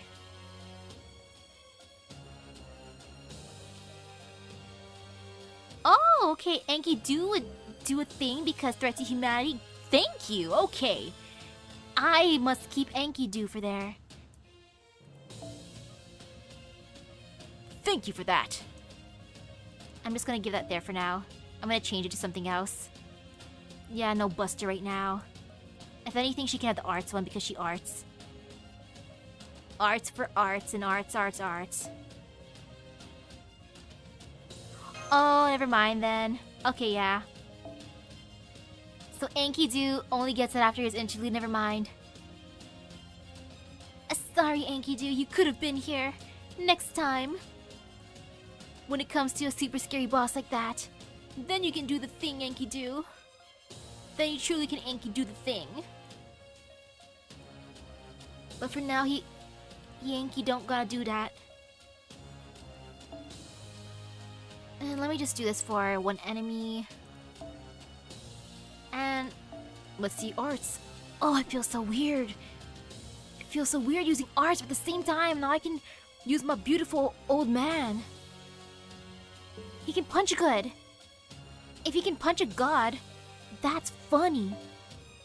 And I will not resist that. That entertains me enough. I'm just gonna steer a tiny bit too. Oh, he can punch extra good. That makes him punch even better. Okay. Just because he's funny. Let me get rid of these. I can just put mash for at least one part. Because actually afterwards. One more person for hitting. Oh, she's so cute. She's very, very cute. VVV. But then again, Hajime-chan, I did get him to... I did get him like super powerful, technically, because of that. So let's give Hajime-chan some love. He's a real unit. He's a real boy after all. And that Prisma Cosmos thing. No, that's Winter Crystal. But yeah, Hajime-chan gonna be there. I probably have to change a thing afterwards to find that Prisma Cosmos. I gotta get rid of my filters, but I'm just gonna steer for now. Oh, Jason, you are tempting because you are arse, but nah. I need people to hit.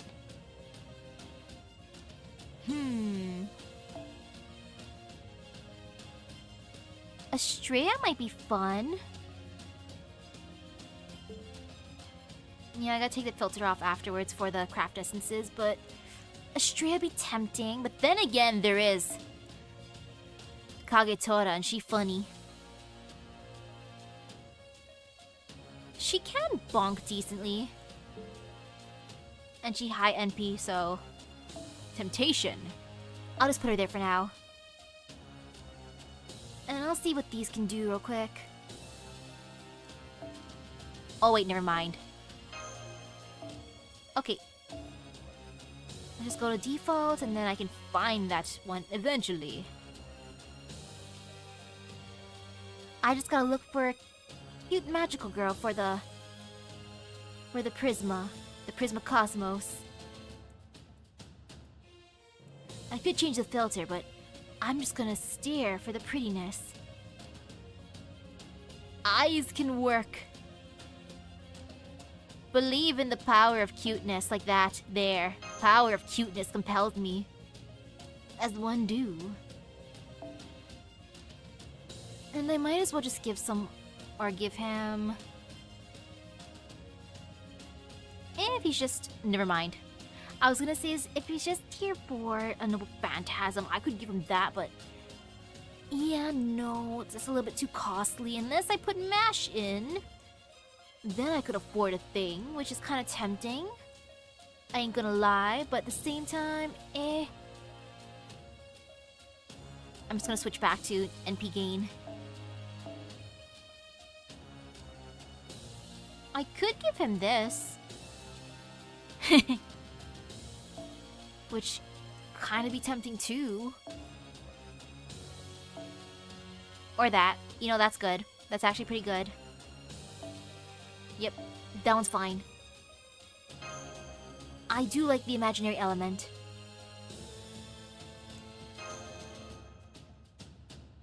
Okay.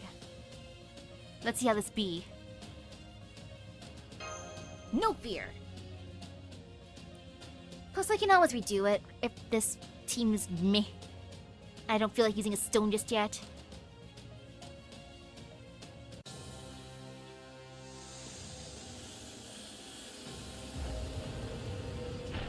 Calamity of the Curse.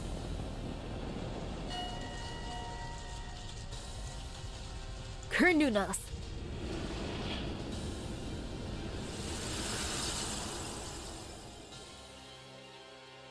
Oh, he's so big and fluffy.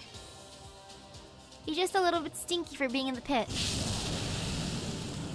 We just gotta wash him off and then he'll be fine. That is a lot of curses. Okay. Alrighty. Well. Survival over damage sounds good. Sounds very, very good.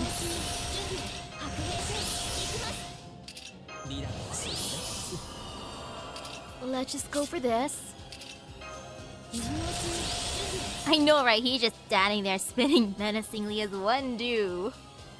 I'm not gonna do that one just yet. Nah, not that one. I'm gonna use that one. I can give her this. And she can hit afterwards with a buster, so I give that to her.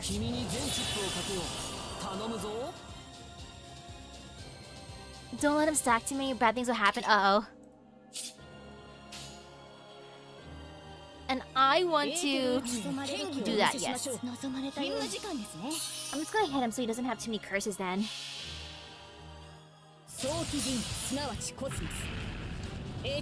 Oh, Courteous is not spinning, we're the ones spinning around him.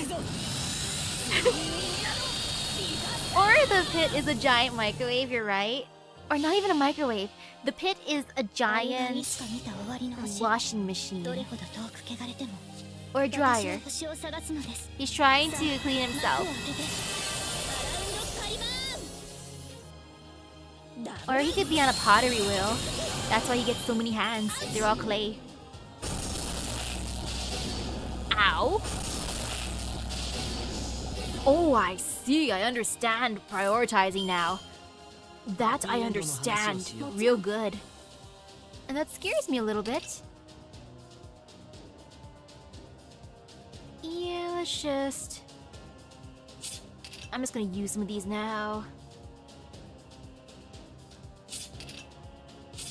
Actually, no, maybe... Well, I should have used that earlier actually, but oh well.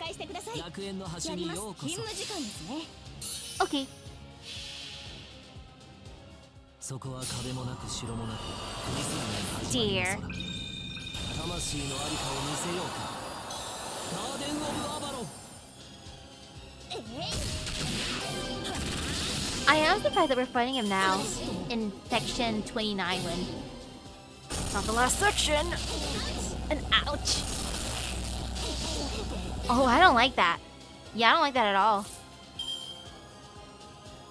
I understand the pain. That is a lot of pain and suffering. I don't like that at all. Well, セットアップ行くぞアクトワン we'll just still do things, so it's not too bad. だけは使いたくためにいえすごく使いたいで It's す not. Okay, it's not the worst. 勤務時間ですね The next fight would not be as bad as this one. Okay, good. 光る秩序行くぞスイミアドディザスター It really is like a roller coaster. Heck, Bargus was tough because of the force support, and then afterwards it was the calm, aka beating up Barel, punching Barel in his gut. アラウンドカイバ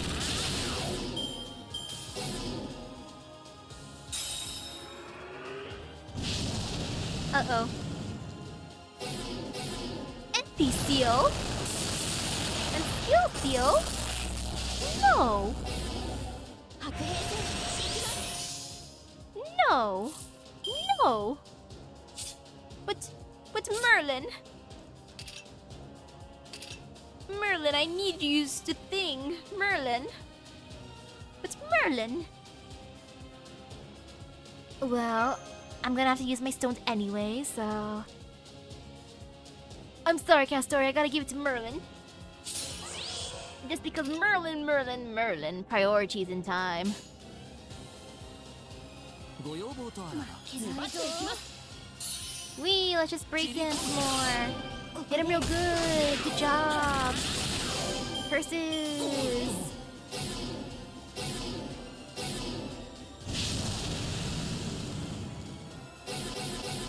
Oh, he really does not like Heroin XX. Which I understand, but still. Oh, they lived. Amazing. さて、カウンティングオーバー。 Wow! Wow! Imagine surviving that! Cool! And might as well use all arts here. Why not? 楽園の端にようこそ。使いたくいえすごく使いたいです Solar Kryunos with King Hassan and Super Ryan. 始まりの空。魂のありかを見 That せ is ようか。 amazing. Do they have to be more than MP1? Or if you could do it in MP1, that'd be cool 本 too. 気を出します最果ての光を私にボーナスをセイバー Ooh, I smell something being cooked already. It smells savory. I can smell garlic, which I like. セイバー Though he's cooking kind of 猫の手 early. のがマシだ。 How is he attacking me from there? There. He just shot me with his back lasers. How dare he? Not with the back lasers. Let's just evade. Everyone, please evade. At least this one time, evade. And I don't want to use that one just yet. Yes, I do. Go punch him, my boy. Well, it's just for himself. Well, he could still do it for himself. Might as well. And no, it's just for herself. では殺すか Now go. Hoo hoo hoo. 我が八極に二の打ちいらず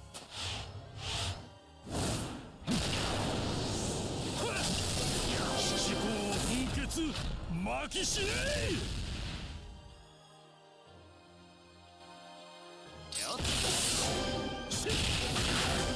believe in me like you believe in GSSR not breaking your heart this year? Oh man. That means you believe in me a lot, totally.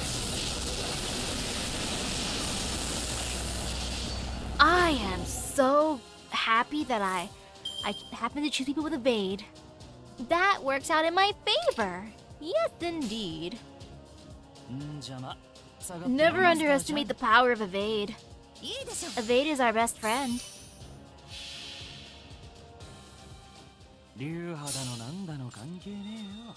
強いやつが勝つだけ。俺みたいになあ。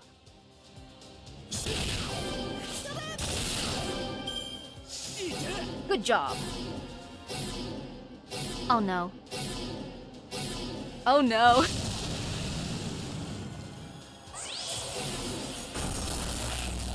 Invincible? There. And hello, hello, how am I? Doing pretty good, considering. I'm gonna eat a stone now. Nom nom nom nom nom. How long is your invincible, my dude? 1 turn. I'm just gonna have Merlin just stall for a turn. Yeah. We're just gonna chill. We just be chilling here. And I'm just gonna get some quick. Wait, I've got ignore invincible? Oh. If there be ignore invincible here... Okay, oh yeah, true! That'd be fine. That'd be totally fine then. Yeah, that's good. And then I can also raise... I can raise her gauge some more too. Merlin can just tank this one out for me. Let's just give her everything. Except for that one. Or I could use All Mysterious Heroine X here. I might just do that.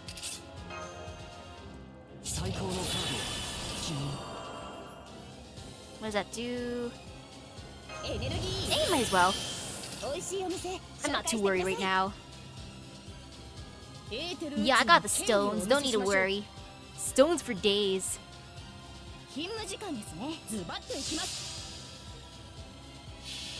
I gotta eat them all anyways.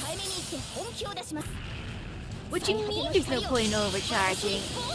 I have lots of skills, I can use them.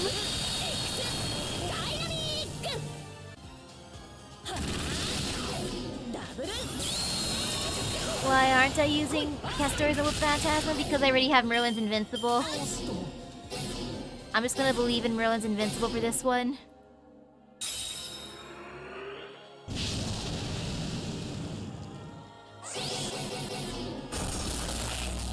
Okay, he got himself some more curses. Please fill up her gauge. Aw, that was so close. That would have been so kind of him if he could do the thing, but no. He don't do that. He's like, yeah, no. And maybe I didn't have to buy that many stones. I've eaten one so far. If anything, I'm just gonna flex and throw them into the pit after. Never mind. If I throw them into the pit afterwards, he would revive, and then...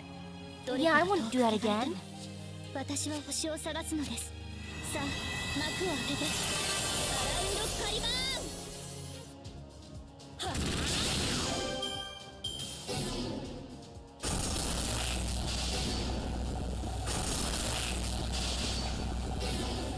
Okay, that wasn't too bad. Oh, I love how she just does that passively. That is just the best. I appreciate that, ma'am. It is the most wonderful feeling. Getting that extra buff. And there.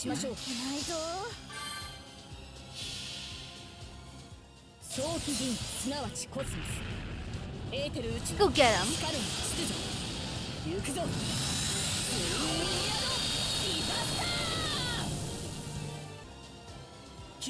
Look at her doing big numbers. so proud of her. Ouch. Okay. Ow. That does sting. ハッピーエンドの話をしよう。 But go get him. そこは壁もなく城もなく。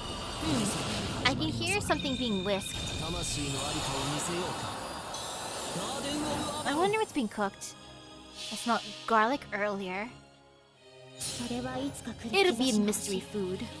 誰に呼ばれるまでもなく The uncle's supposed to be here in 1.5 hours in the earliest for dinner. Ah well, it might just take a long time for whatever's being made to be cooked. Cause I was half expecting Dad, if anything, to make it kinda on the like a different time. But oh well. しばしお待ちを夏といえばカレーですのでこれだけは I'm just gonna use all of いえ actually すご wait. く Yeah, I'm gonna use all of her. エーテル宇宙 The others might not 権利をお見 survive せし anyways. 遠いな And I have stones, I don't gotta feel guilty. 控えめに言って本気を出します I am super curious about 手 the の光 food. を私にボーナスをセイバーシスレスダブル X ダイナミック But since 1.5 hours is the earliest, I'm just hoping that it leans towards more 2 hours. Would I buy a Kununo's plush? Yes. As long as it's not the cursed one, because right now he's cursed and he's kind of stinky for being in the pit for thousands of years. But a clean, fluffy Kununos, yes.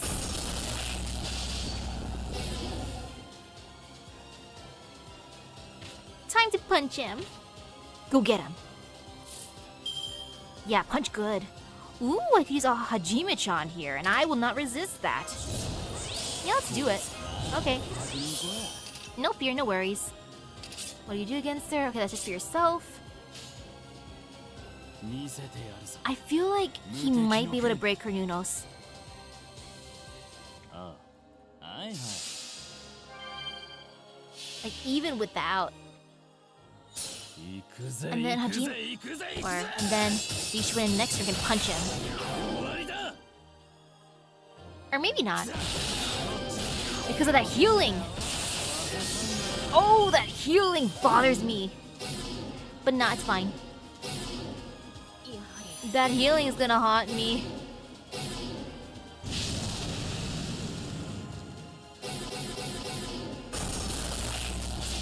Ouch. Maybe I should have evaded. Ouch. Yeah, I should have evaded earlier. I'm sorry, Hajime-chan. I thought you'd be able to tank at least one. But you're gonna evade now in this case. 殺す。 鎧は胸にあり I might as well just use a noble phantasm. I shouldn't have been skimping on it. Don't be greedy here. You got stone self. You can just eat your stones. Be happy. Nom nom nom, delicious. Yep. No need to use. Okay. Nom nom nom nom nom. では一 No fear.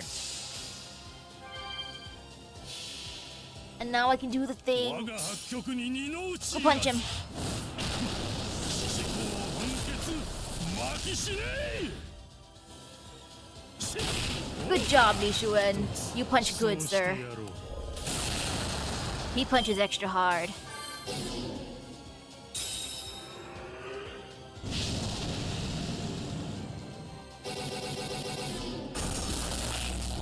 Okay, lots and lots of curses again. I just need to eat one more stone, probably. But what is that? NP loss per turn, 10 turns. Well, joke's on you, sir. It's gonna disappear. 運は天にあり Take this, ma'am. 我が宿は腐敗の Take this, my dude. 我が字を見よ I love that passive buff. 東橋毘沙門天よ我が身に宿り真意を振るえ利権発動これはたたりの陣吹き飛べはっ一票投射絶対 Good job, Kagetora. 老いた身には酷だ。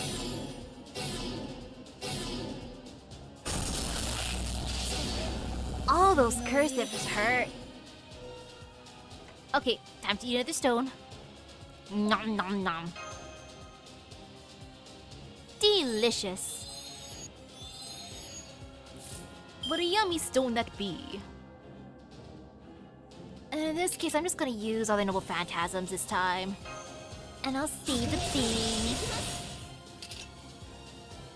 Let me just stare real quick at what these do again. Yeah, I'm just gonna take that for now and then use a thing afterwards as one do. エーテル宇宙の権威をお見せしましょう。 And now just stare. Staring is good. While we just go around him in a circle.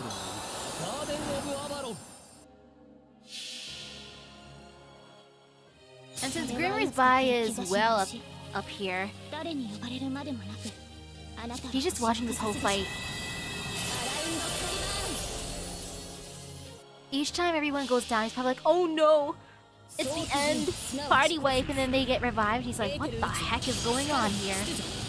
What are they doing to Misaki inside the command room for her to be able to bring them back each time? Like, I'm just eating these rocks.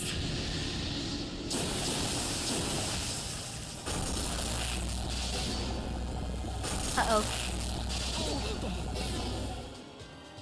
Ouch. Ouch, that'd be pain.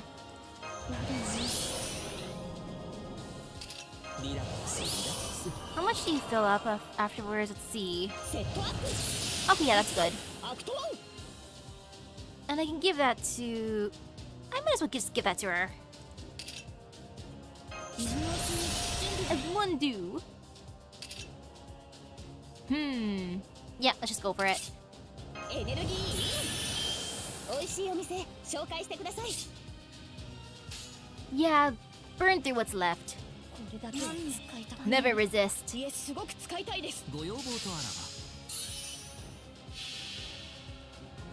早期銀すなわちコ These are such nice stones. エーテル宇宙スカルの秩序 If only I could just turn them into Cupid afterwards. But I don't need them.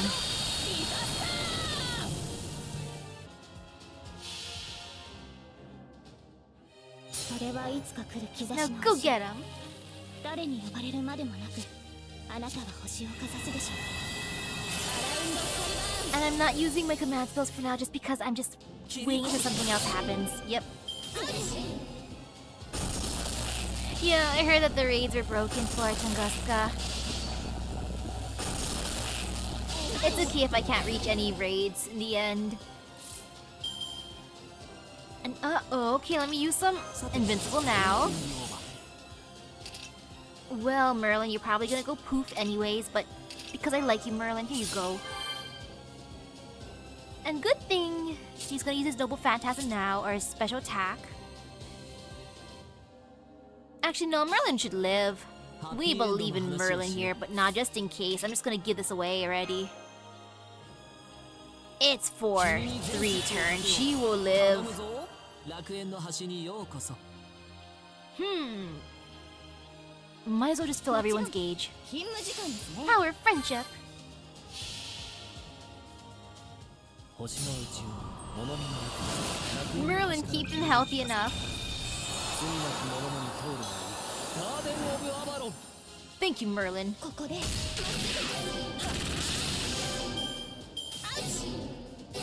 Ouch is real. Don't go.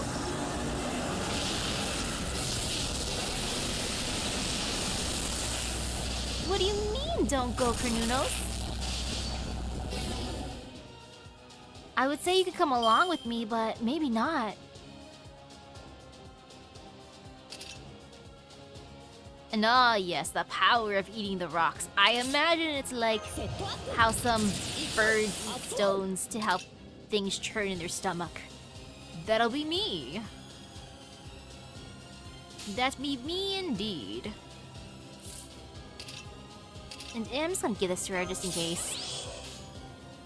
これだけは使いたい。ズバッといきま Now す。 funk.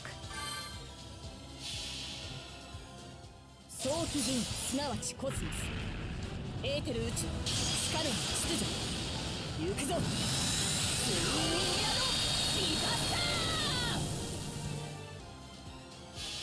ー Good job, XX. それはいつか来る兆しの星誰に呼ばれるまでもなく And thank you, あなた Castoria. は星をかざすでしょう The child of prophecy is the best. And then there's Merlin. We always need an emotional support Merlin.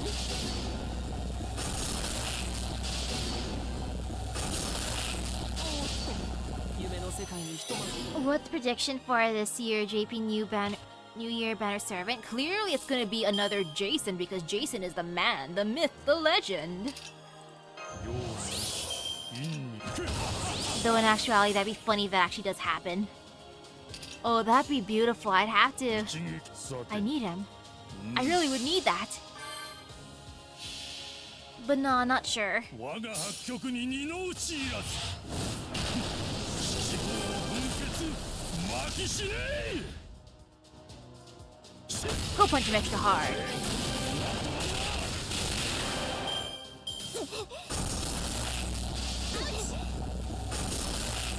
Ouch indeed.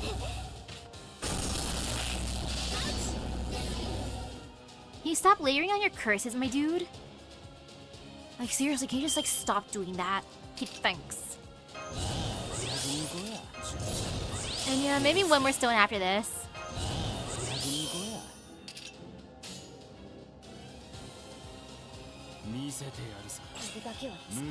Okay. いえすごく使いたいです刀なきがゆえに無行流れるがゆえに無限ゆえに我が剣は無敵 Good job, Hajime-chan. 控えめに言って本気を出します最果ての光を私にボーナスをセイバーシス I'm making XX work so hard. I gotta give her a snack afterwards. She's doing this for her bonus, her end of the year bonus. AKA an extra snack. No, my boy. Ouch indeed. Hey, Kagetora. Nice to see you here, girl. I'm just gonna use all Kagetora here.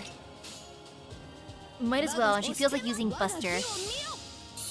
Right now, she wants to be a Buster kind of gal. Which normally I'm fine with, but in this case, I would have liked if she could fill up her gauge again.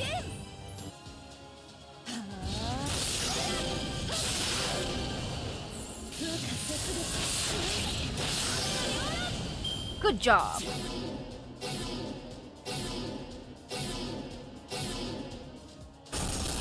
They should be able to fix the raids going forward though, right? If not, that'd be kinda mean for Tunguska.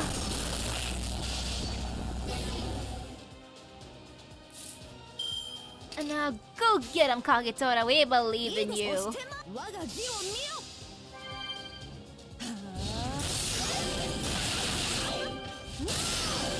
If only he did not have that curse.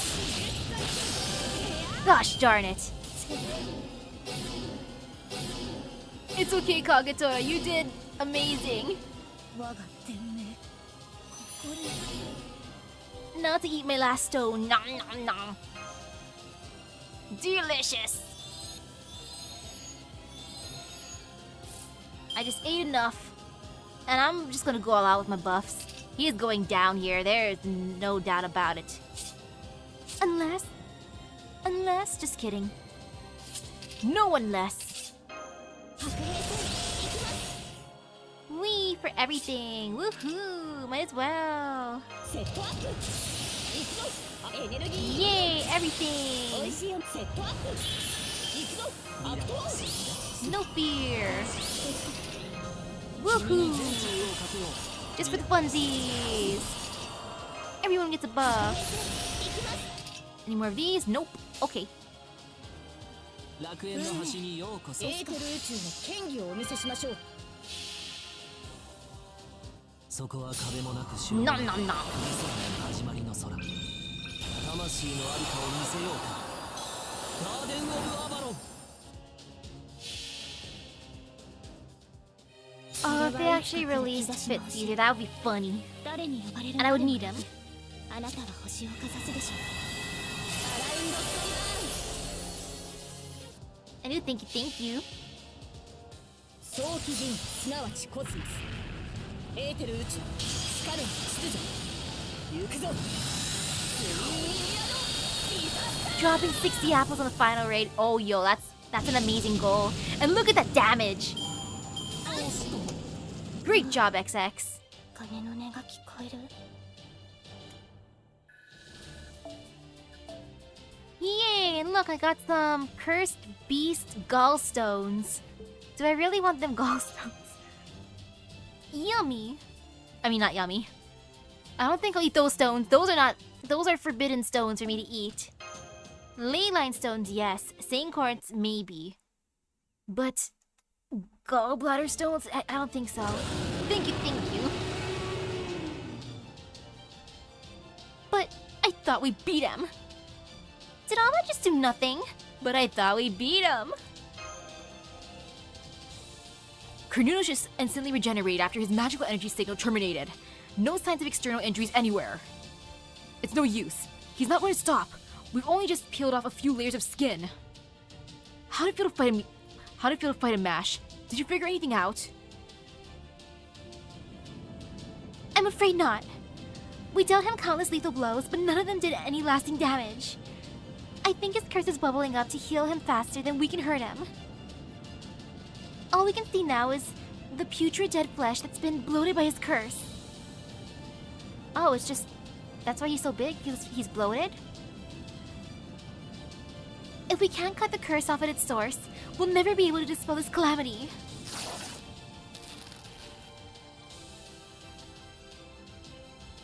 Wow, he even bandaged his eye during this fight. Alright. That ought to stop the bleeding for now. Well, rotten or not, he's still a god, ain't he? No, it's because he's gone rotten that he's that much harder to get rid of. Now that we've tried fighting him, I can say for sure that he's got a divine core. A divine core? As in, the soul of a divine spirit? But Carnunos had been dead for... Something must have gotten inside his heart. Some kind of real special sacrifice that curses the fairies' whole existence. It was a sacrifice that reanimated Carnunos' corpse and sent him up to the surface. Chipping away at him won't do anything. We need to completely annihilate him at all costs. I mean, all at once. But we don't have anything powerful enough to... Sure we do. It's been around for a long time. The 12 sacred lances embedded in Camelot's main gate. If we can activate them, we can beat Carnunos. That's what we were fighting for here. It's not quite enough to just prevent Camelot from being destroyed. Our job was to stop Carnunos here and get the guardian of the sacred sword to the throne. And we've done that. Now all that's left is to see how her journey ends. Huh? Hold on, where did Artoria go? I thought she was fighting with us all this time. Mash, where's Artoria? Hold on, where'd she go? She's not here. I don't see Artoria anywhere. She must have slipped away from the deck when I wasn't looking. So that's why. Oh, really? Aw, all of his skills have the same names as Balbon Siths. That's why she... Well, Balbon was thrown into the pit. Mash, hold the line! Right, we have to do whatever we can. Re-engaging. I'll block all his attacks myself. Good luck, Mash. Good luck? Only death remained in Camelot. There were no fairies, no humans, no dead bodies, no Moors. She ran through the halls devoid of all life, where countless splendors had come to an abrupt end. Having jumped off the storm border and landed on Camelot's still unbroken outer walls. She ran now for the throne as fast as her legs could carry her.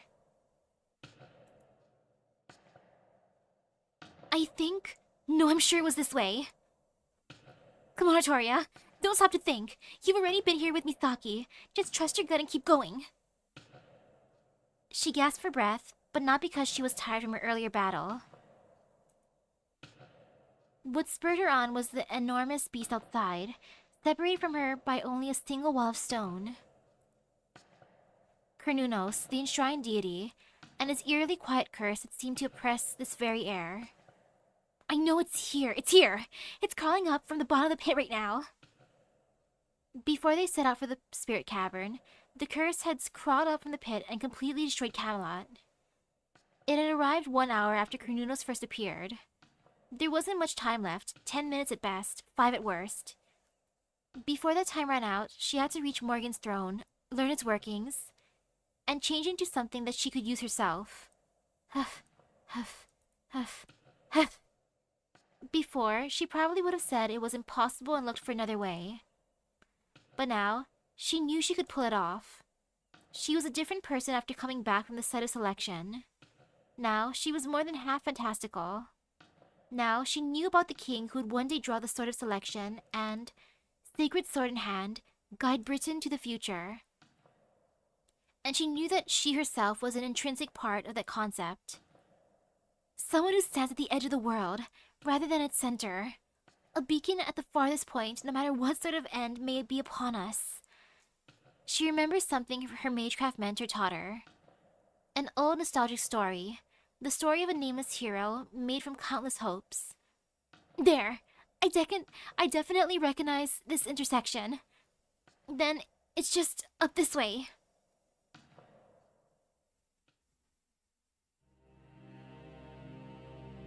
There's the throne.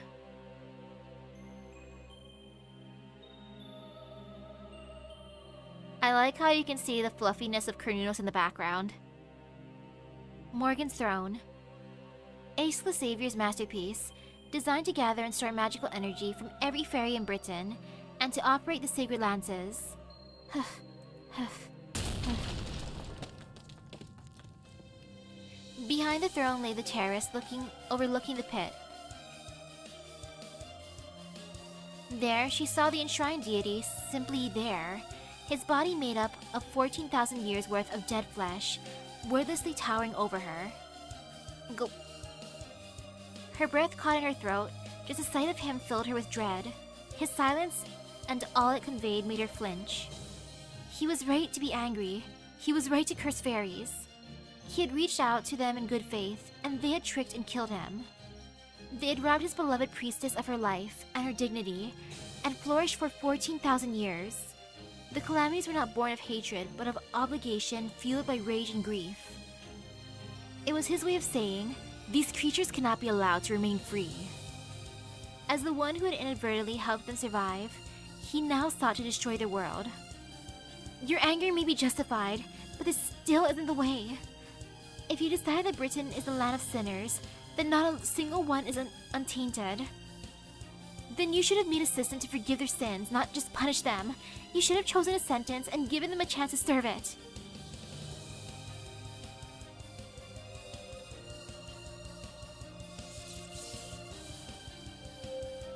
Ooh.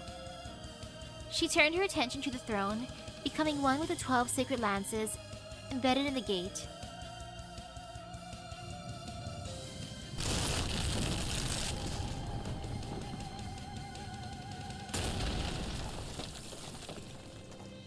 The curse is coming. The curse is coming. It's crawling up from beneath the ground at a speed akin to lightning. Sensing the curse may be about to end, countless rancorous voices clamored up around her, as if to try and stop her. Fairy deaths piled up endlessly over the course of 14,000 years, rushed upward in a torrent. Wow, she really was a genius. But right now, her mind was consumed not with the encroaching threat, but with praise for Morgan. Morgan wasn't just an incredibly talented fairy, she'd also had the brilliant idea to make all of Camelot into a giant mysticode. And even though the spell to make it was utterly massive, its connections to her magical circuit and magical energy circulation were still absolutely perfect. It was the work of a prodigy without equal. It was no wonder she had been the greatest of the Avalon Lefay. The problem was, the whole system had been designed with the intention that said genius would be its operator.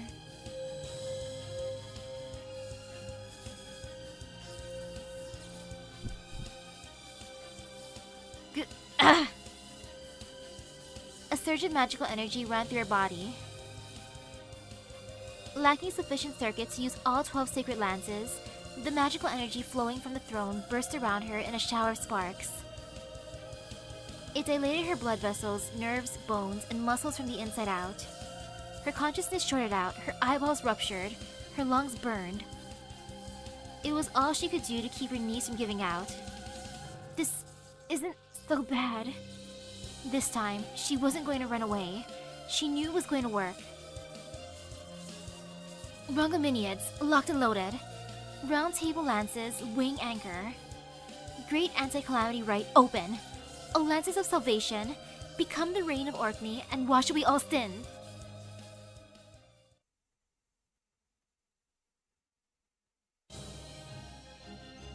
Ooh, she's gonna do a thing.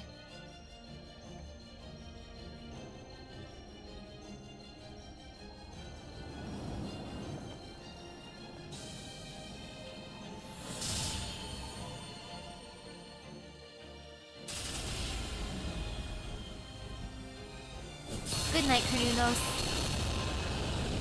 May you rest in peace.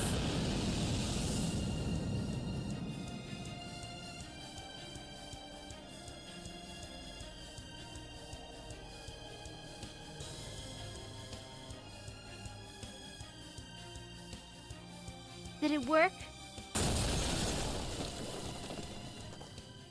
Gah! The lances had the necessary firepower. They had the strength to turn even Camelot's impenetrable walls to dust. But they still weren't enough. They were still far too weak to destroy all the layers of curse that had accumulated over the millennia.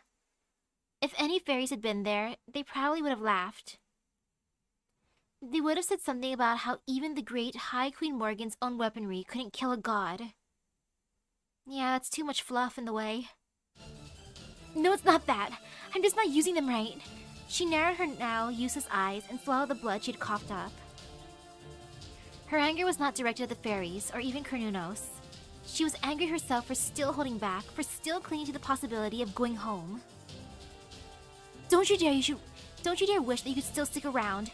Just a little longer. You've already had plenty of time. I was supposed to disappear at the site of selection. The only reason I've lasted this long is because one of my companions sacrificed himself to give me this extra bit of time. I need to use everything, every last bit of myself, both past and present. That's the whole reason I've come this far. Rongominiad was Morgan's spell. Of course she couldn't make full use of it. The sacred lances may be beyond her control, but she still could make use of the structure. If they were essentially cannons, then all she had to do was load them with different ammunition. Having returned from the site of selection, she was now the essence of the sacred sword, so the new spell must be... change the circuit from the throne to my heart. Change the magical energy used in Camelot to the Avalon Lefay. Change Rongominiad to Excalibur. Tens of trillions of cells burned with pain, as though the entire universe had been ablaze. A number of cursed hands stretched toward her, making their way to the throne room's terrace.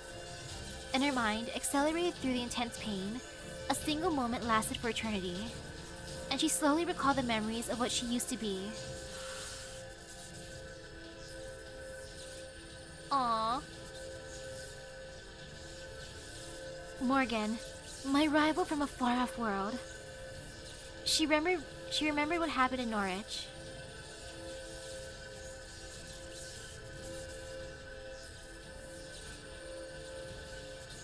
She did not regret what she did or didn't do. She just remembered what she saw and how gloriously bright it was. I never was able to beat you, not even to the very end. I couldn't show you who I was through my strength, or even say anything back to you.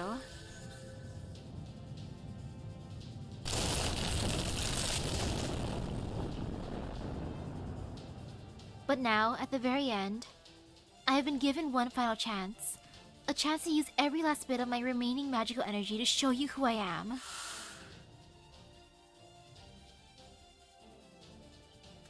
Did you find the reason you were looking for? No, I never did become who I wanted to be. But I will take my place here anyway. And not for the sake of the cold, merciless queen who only wanted to protect this throne, but to honor the life of the incredible savior she once was. Now, I'm going to finish the job you should have done 2,000 years ago. She looked up, facing the looming sin. She summoned the last of her strength as the Avalon Lefay, all the magical energy holding her together, and... O sacred sword, reveal thyself. Hear me, enshrine God, and forgive us of our sins.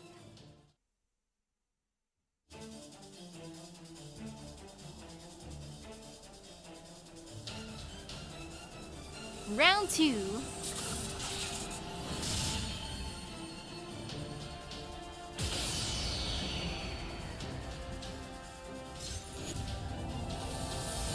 Ooh, it's extra shiny now.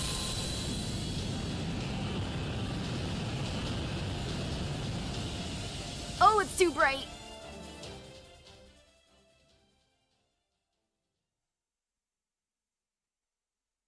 And now darkness.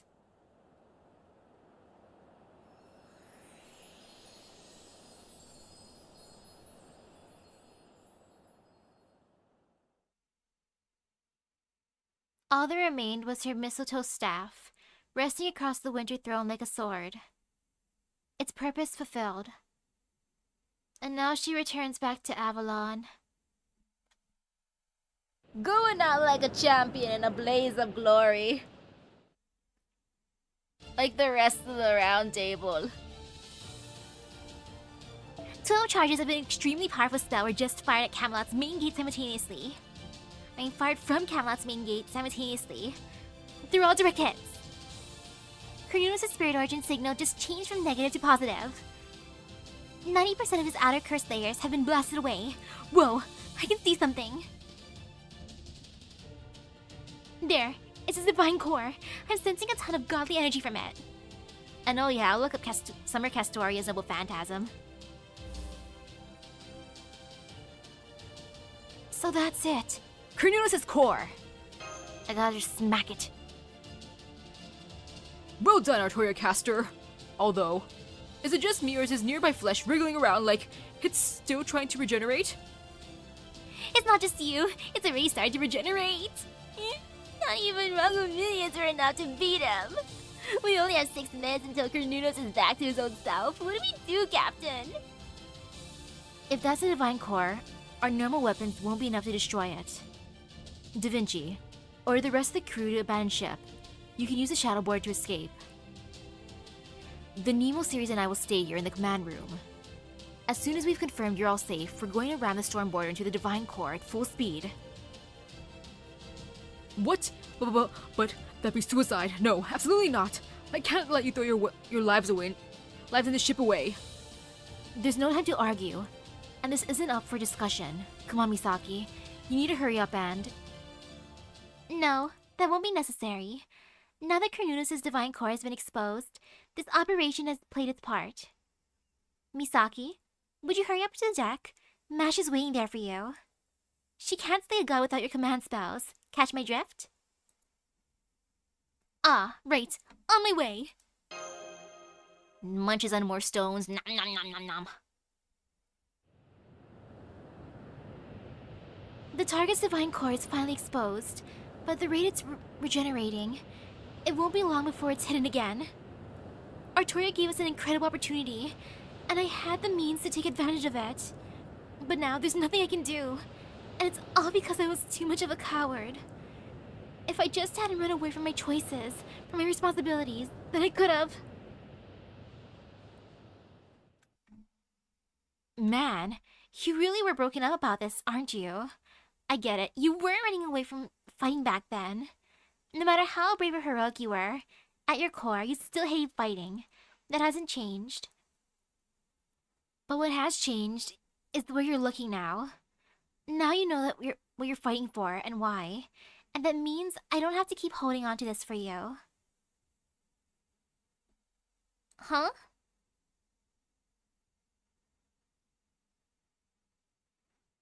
Habitrot?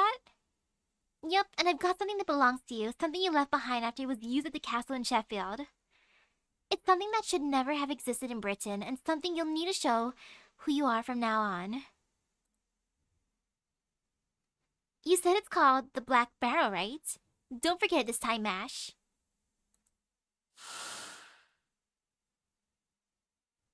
Where was she hiding it?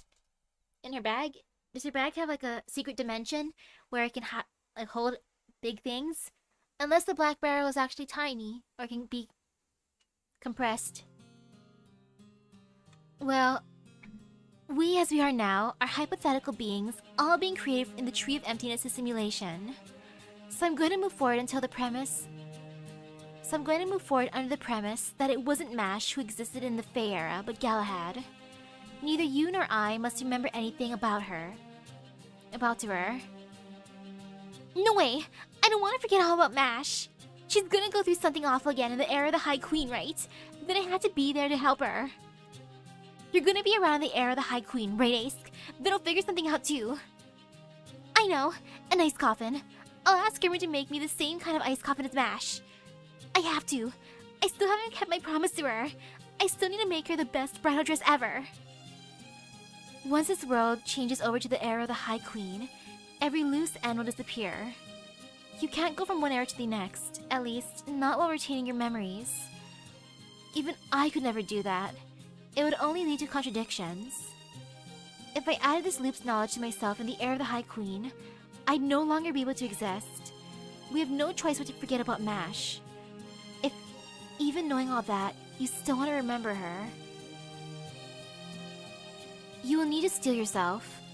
And the little flying thing she was riding on is a Black Barrel transform. So long as you retain memories of Mash, you will not be meant to exist in this world. Your entire life up until Mash is sent here from Norwich will disappear. And no one will be able to speak the first Hamlin's name. Let me be clear, no one in the era of the High Queen can ever know you were one of my first knights. If even one person realizes you're actually Todorot, you'll vanish from the era of the High Queen. You are from a fantastical Lostbelt, as such, there is no way for you to survive in the reality of singularity. So, I'm going to erase all of Mash's memories of you. Everything from the moment she meets you in Sheffield in 2019, to the moment she enters her coffin. So long as she has no memory of you, you should be able to live in the era of the High Queen as well. Which is why you'll have to stay away from Mash once she's been freed from her coffin. If she remembers you, you'll vanish from the air of the High Queen. You'll disappear when the morning lark sings, just like a summer night's dream.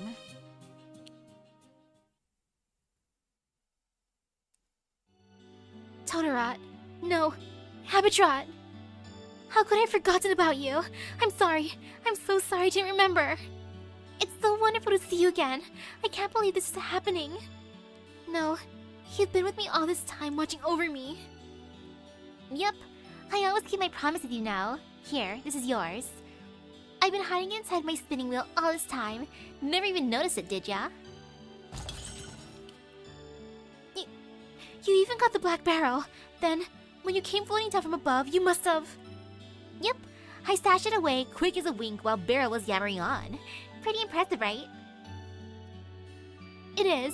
You must be just as fast as ever then. I had no idea you had... Habitron?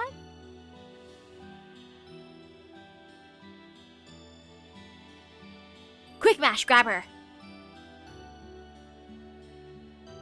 The morning lark is singing, and my dream is coming to an end. But that's okay. I mostly did what I wanted to do, and I long since kept my most important promise. So this is where old Habitrot says goodbye. I wish I could have seen you happily ever after. Hey, knowing you guys, you'll be fine. In fact, I bet you'll always have perfect weather for every single one of your anniversaries. Wait, Is this because I remembered you? Is this why you're disappearing? Why did you do all this for me? I don't deserve it. Surely you do. And even if you didn't, so what? I don't care. I just want you to be happy. I mean, everyone did the best they could, right? Ace did. Hector and Rhynek. Even Grimmer was a pretty good guy.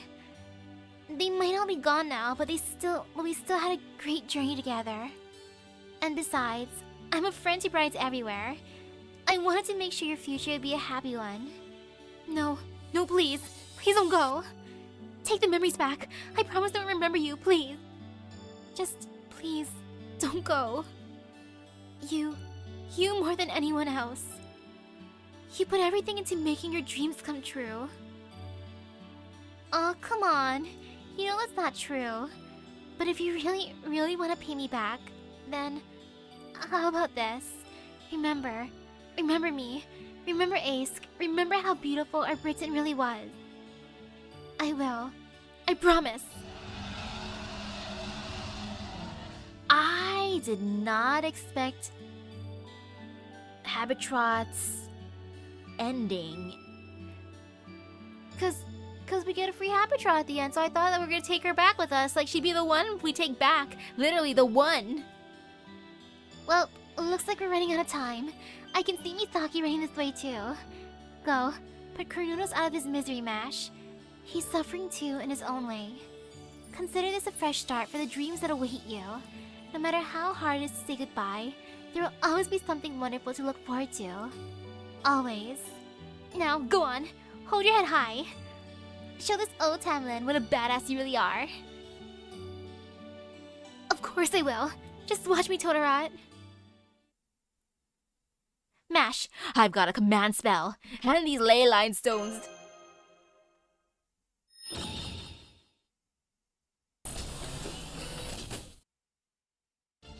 Wait, Master.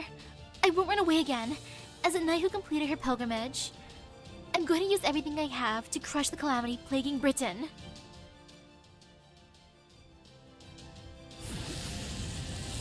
Go get him, Mash!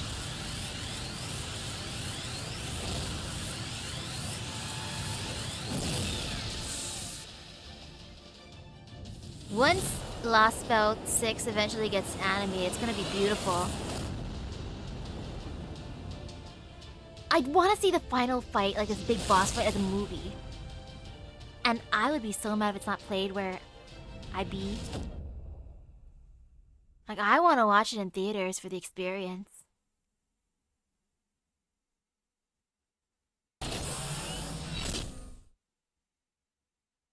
Target elimination confirmed. Did you see the Habitra?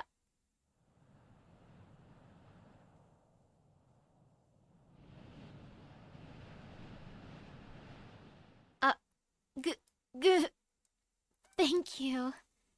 Thank you, Tamlin Totorat. Thank you, Habitrot the Spinner. I'm so proud that you chose me to be your dream. Goodbye. May the flowers bless you too.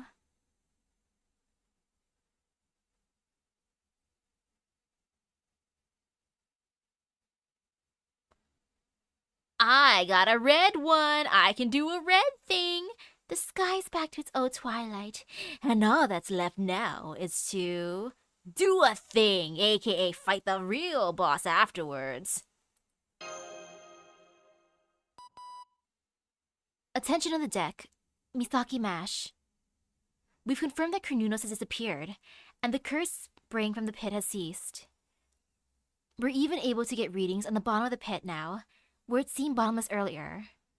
Every calamity in the British Lostbelt, and all threats to proper human history have been defeated.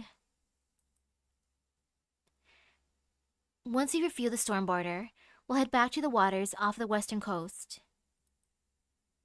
Then, as soon as we've confirmed the British Lostbelt is safe, we'll return to Novum Chaldea. Great work, you two. I'll be keeping the speed low for a while, so take your time about coming back. Inside if you like. Phew, I think we finally pulled it off. I'll admit, I was freaking out a little when not even the Rongominiads finished him off. But when you guys showed up with the god-killing weapon that easily put the Muramasa to shame. I just wish Artoria could have been here too. Only because Abitrat kept it safe for us. I wish Artoria could have been here too. Well, yeah, sure. It'd have been great if we could have won without any sacrifices. But things don't usually go down that way. Most of the time, you'll lose something or lose someone along the way. This time might not have been any different. But personally, I think those two went out happy, knowing they did everything they possibly could. And it's all because they believed you guys would win this thing. Because they wanted to see you do that more than anyone. They put their trust in you and thought of you as their friends. If you're gonna remember them for that. And don't forget, your battle doesn't end here in Britain. You've still got this foreign god thing to contend with. I know. We're so grateful to Artoria and Habitrat. And to you, Grimmer the Sage. By the way, I couldn't ask this during the battle, but is your eye alright? Oh sure. It's just what I needed to put on a truly mythical performance. Besides, having only one eye made my magecraft sharper than ever. Grimmer, your body is fading. Right. Now that your job's done, you don't need to be here anymore. Grimmer, your body's fading.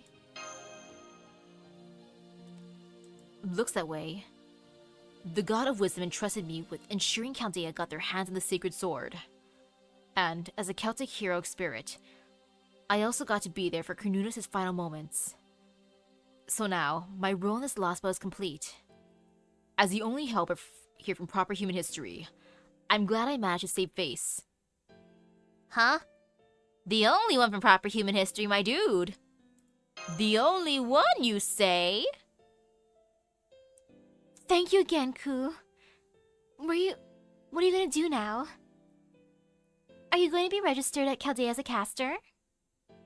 It's Grimmer, alright. Now that you know my deal, I'd rather you call me Grimmer from now on.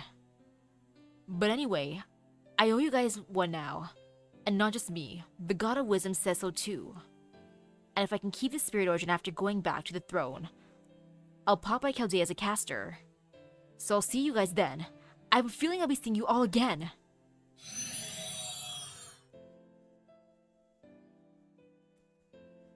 Oh, that'll be funny if Grimmer appears as a caster too. And then he'll see my caster Ku that I got from the beginning of the game. And then they'll have that Spider-Man meme. There goes Grimmer too. All that's left now is the real final boss in Section 30. Alright, it's time we put this this Lostbelt behind us. The calamities have dealt the Isle a critical blow. There can't be many survivors left. I want to go for it tonight. Still, at least it hasn't been completely destroyed. I wish we could stay to see Britain get back on its feet before we return to Chaldea, but... Yeah, that'll be nice, sweet, huh? All the flames and curses have dissipated, but chunks of the ground are still breaking apart. In fact, if anything... Attention, attention! I'm picking up a massive gravity fluctuation across all of Britain. The ground is floating up into the air, even though there's nothing creating gravity up there. What the heck's going on? This doesn't make any sense. Everything is falling up. It's worse. She was detecting a level 1 threat. I can't even see what's causing it, but the way things are going now, the whole Earth's gonna be gone in an hour. It's a collapse. The collapse has started.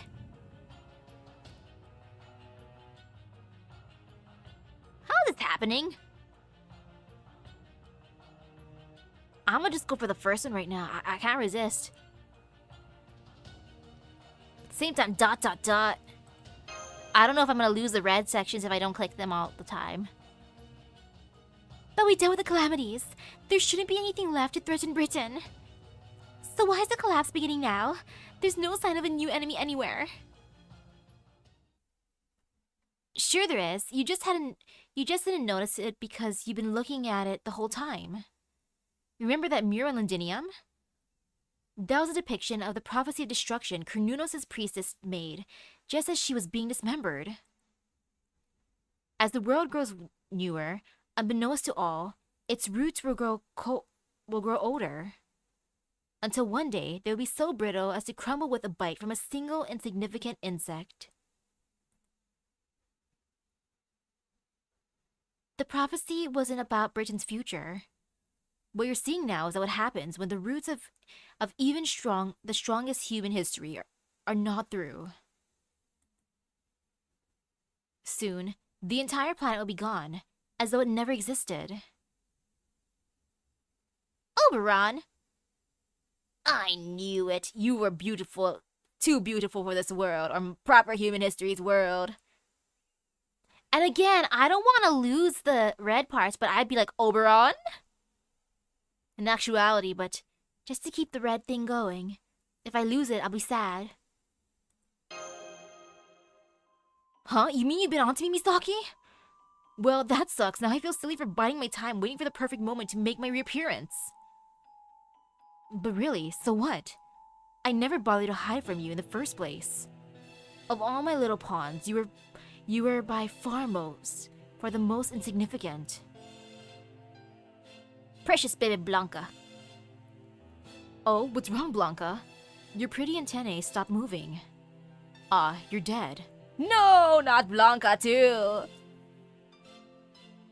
Were you taking all the Moor's poison being directed at me from all of Britain in my place? Thanks, I guess. Not that it really matters. Oberon. That's Oberon? He certainly does look the part of a fairy king. But what's the meaning of this Da Vinci? Your report said that he was one of your local collaborators, a proper human history servant who had been summoned by this land. But his spirit origin isn't from proper human history at all. For that matter, he's neither human or fairy. In fact, he doesn't match any known life form. He's built different. Literally. Is that really Oberon the Fairy King? Of course it is, believe me. I confirmed it dozens of... Huh? I can't see his magical energy signal on the border's sensors. No wait, I can. But it doesn't match any of our data. His spirit origin is changing literally every second. I don't believe it. There's no trustworthy information about his spirit origin anywhere. He may as well be invisible, there, but not there at the same time. Then, who in the world is he? He's my therapist, Mash.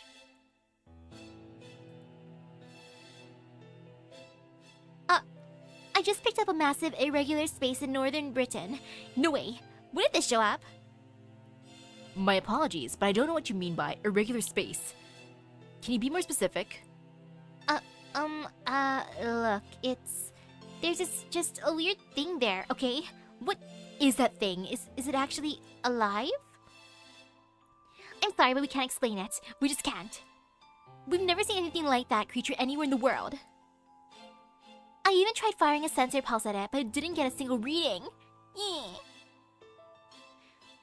I can tell it's really bad news though. She was gone pitch black. It's hard to believe, but according to this, we're already done for. Return impossible. Destination permanently unmoored. Eternal voyage in progress. What kind of status reports are these? Ah yes. Oberon's not just my therapist, he's also my imaginary friend. Because no one can see him. Or Merlin couldn't. Captain, we're scared. Did we really sink without realizing? Yes, there's something pulsating to the north, and I can only describe it as a hole in space. But it seems we can't view it on the monitor. Miss Misaki, can you see from the deck? Yeah, I can. Yeah, I've been seeing it for a while now. That's my therapist. That's my boy. He's so broke that he's literally broken.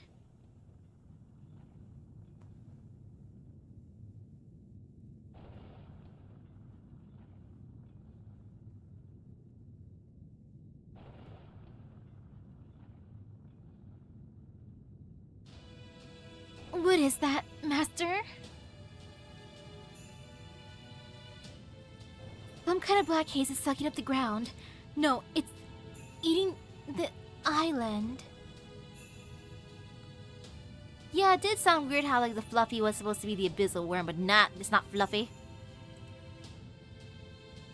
What in the world could that horrible looking creature be? My guess is... it's... an insect.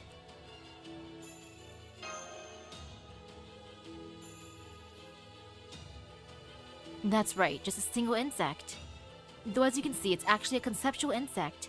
An infinite hole that's going to destroy Britain and turn the planet inside out. You can think of it as an endless hollow if you like. It's also... me. Even I can't really tell which one of us is real and which is just a shadow. Who are you really? Tell me your true name, Oberon. Well, since you asked, I'd be happy to oblige.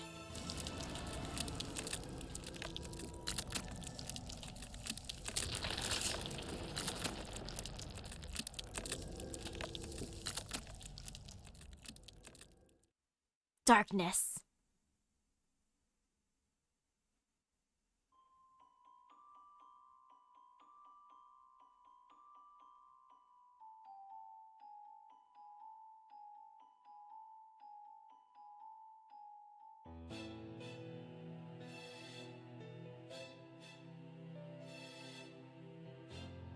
Senpai, Oberon's form, no, his very spirit origin is... I swear, these fairies are just unbelievable. First, they kill a god and use his body to create a small island to replace a land that disappeared because of their screw-up. Then, still not satisfied, they killed uncountable numbers of their own kind to fill in the sea and make an entire landmass in their corpses. Their sheer audacity and greed is enough to make me sick. Don't you agree, Misaki? Even as a human, you'd think that they're pretty awful. So imagine how disgusted the original Britain must be with them after it was returned to nothing. No wonder it sent calamities after them to try and wipe them all out. Oberon. Oh, this scene would be so pretty when animated. Please be a movie in a theater. Anyway, Cernunnos wasn't part of it. In some way, he was actually trying to protect the fairies. The only reason I made it up to the surface now is because he's finally gone. Morgan ensured Fairy Britain's creation by sealing Cernunnos away instead of defeating him. I honestly wasn't sure what to do. I certainly had no means of defeating Morgan myself. So I waited. I waited for a human who could defeat her to appear. I waited for someone who could pop the lid off Cernunnos and finally get rid of him. Oh, so that's the arm that went after Murian and Fortune. At first I was thinking, oh, is it that other dude that one night? But then no. No, he perished earlier, Hector. But nope. Nope. I waited for someone who could pop off the lid off Cernunnos and finally get rid of him. The Child of Prophecy's prophecy was just a chance I was waiting for. It was even a kind of amusing idea. So I helped it along a little. I did my part to ensure the Child of Prophecy would be set off on her journey and successfully complete her pilgrimage. All so that you could be the ones to ruin everything you were working towards. Tell us your name, Oberon. Gladly.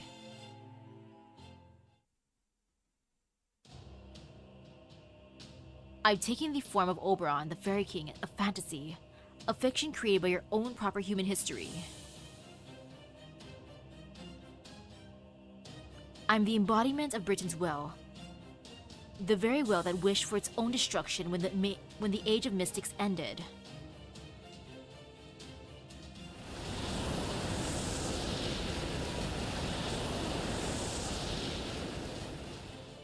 Oh, if he was the one that sealed away Bargus' memories, that's actually pretty nice. My name is Vortigern. Oberon Vortigern. I'm the abyssal worm who destroyed Fairy Britain with a little help from all of you. I like how he changed from a butterfly to a dragonfly. since dragonflies are predators, and they're super duper effective predators at that.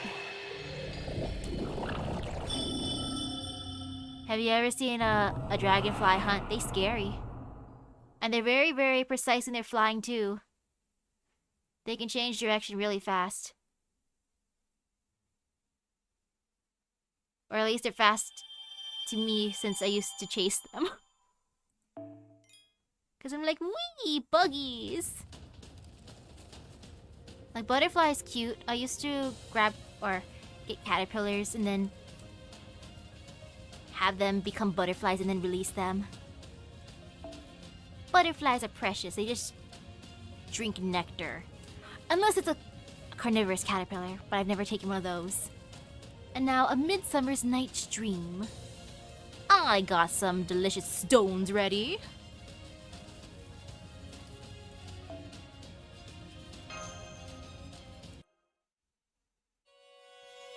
Oh, the bonus quest after the story. Okay.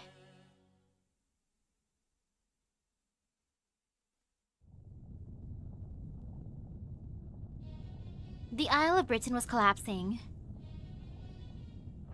All the buildings the fairies had built in an imitation of human civilization. All the corpses from those heaped up in ages past to those freshly killed by the calamities. The insects sucked more of them into the air with every passing second and swallowed them whole. The northern land dissipated like snow. The southern lands drifted away like ash. Those few who somehow managed to survive all joined hands and fell into the void. It was as though everything in Fairy Britain had been no more than a single night's dream.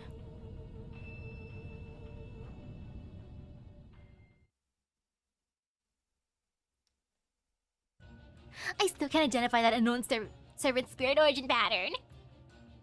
It doesn't match any of the 7 main classes or even any of the extra ones. I've never seen anything like this class before. What is that thing, Holmes? I can only confirm that its class is unknown. There are those who serve as inspiration to others and usher in new ages by doing good deeds, heroes. And there are those who help good people, and there are those who help good things come about by serving as necessary obstacles, anti-heroes, the counter to the heroes. Among these, there are doubtless some anti-heroes who accomplish great feats through treachery. An imposter, no. Someone who achieved greater power and feats than anyone who is genuinely by deceiving others about the nature of their very soul. Such an anti-hero would not be an avenger, nor a rider. Nor ruler. Nor would they be an entity from the outer zone, or a distinct, separate personality within a person. No. They would be a pretender, a heroic spirit mired in falsehoods, who fights entire worlds rather than people or beasts. Indeed, I can think of no better name for Oberon.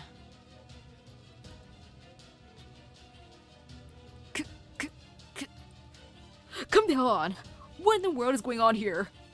The girl won! Kirillite came through with flying colors. I know it may not be possible for our world to coexist with this Lostbelt, but we never want to destroy it! We saved Britain, damn it! So why is this happening? Hand to me, Holmes. What in the world is that monster?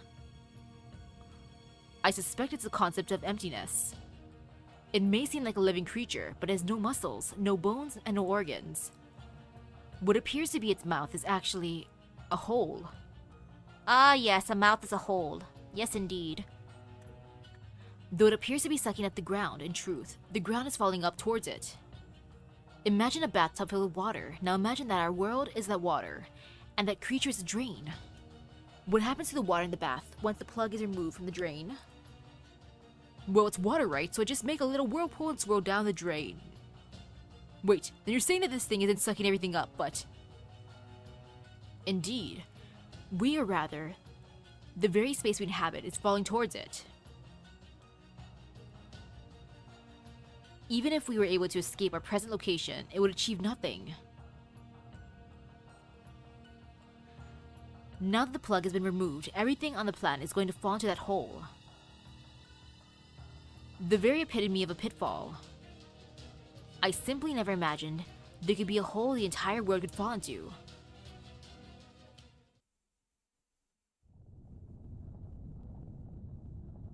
This is Oberon's way of clearing all his depths. He's like, I can't be in debt if there's nothing here.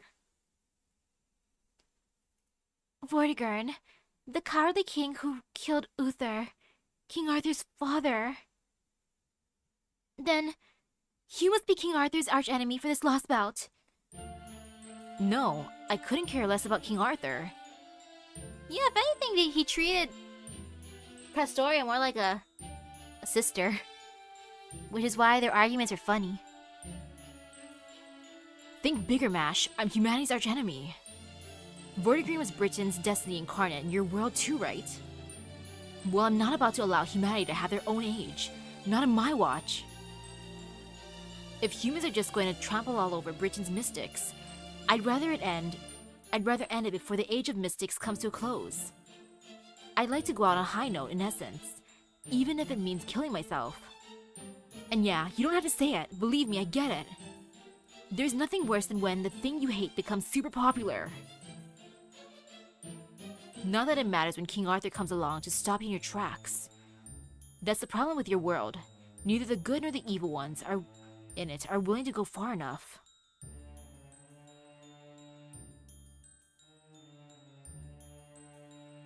Want to destroy humanity? You need to destroy the world itself. What would a soft G be at? Man, when it comes to like the G sounds, it's so difficult. Your Vortigern failed because he couldn't cross that line. Oh, it's a J sound. Okay, that's a soft G, like in draft. Okay, I understand. Your Vortigern failed because he couldn't cross that line. Why do you want to destroy all of humanity? They disgust me. What of it? Wouldn't a bunch of vermin skittering around the corners of your room disgust you too? Disgusting? You think this Britain is disgusting? That the fairies and the humans who live in this land of the Fae are all disgusting? Huh? You mean you actually like them, Mash? Wow, that's really something. Don't take it too personally. It's not just this place that disgusts me, it's everything. To me, even your world just looks like a giant pile of shit. That was vulgar, wasn't it? Not how the Fairy King should speak, is it? Sorry, I'll be more careful in the future. Think you can forgive me just this once, especially after all we've been through together? In fact, tell you what, I apologize for everything I just said. If you'd rather, we can just forget this whole thing ever happened. Huh? Okay. Wait, huh? I don't understand, Master. It seemed like Oberon was being completely sincere just now. Stop messing with Mash. Why, whatever do you mean? You only ever tell lies. I mean, you're Oberon the liar. Well, both of these are pretty much the same, but to keep the red going, I mean, you're Oberon the liar. So you do get it. I'm so glad to hear that, Misaki. You're right, I'm a liar. I never told you guys the truth, not once. But I was still deadly serious about destroying Britain. And I relied on you the most to make that happen.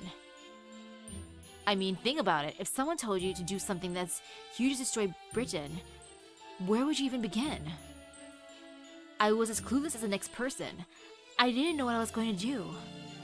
The more I thought about it, the more I realized that even if I could defeat Morgan, it wouldn't be enough. I would need so many pieces to fall into place to bring down Fairy Britain. Morgan and Chaldea alone just weren't going to cut it. Everything had to happen at the right time, and I'd only get a single chance. Even I had no choice but to watch my every step carefully.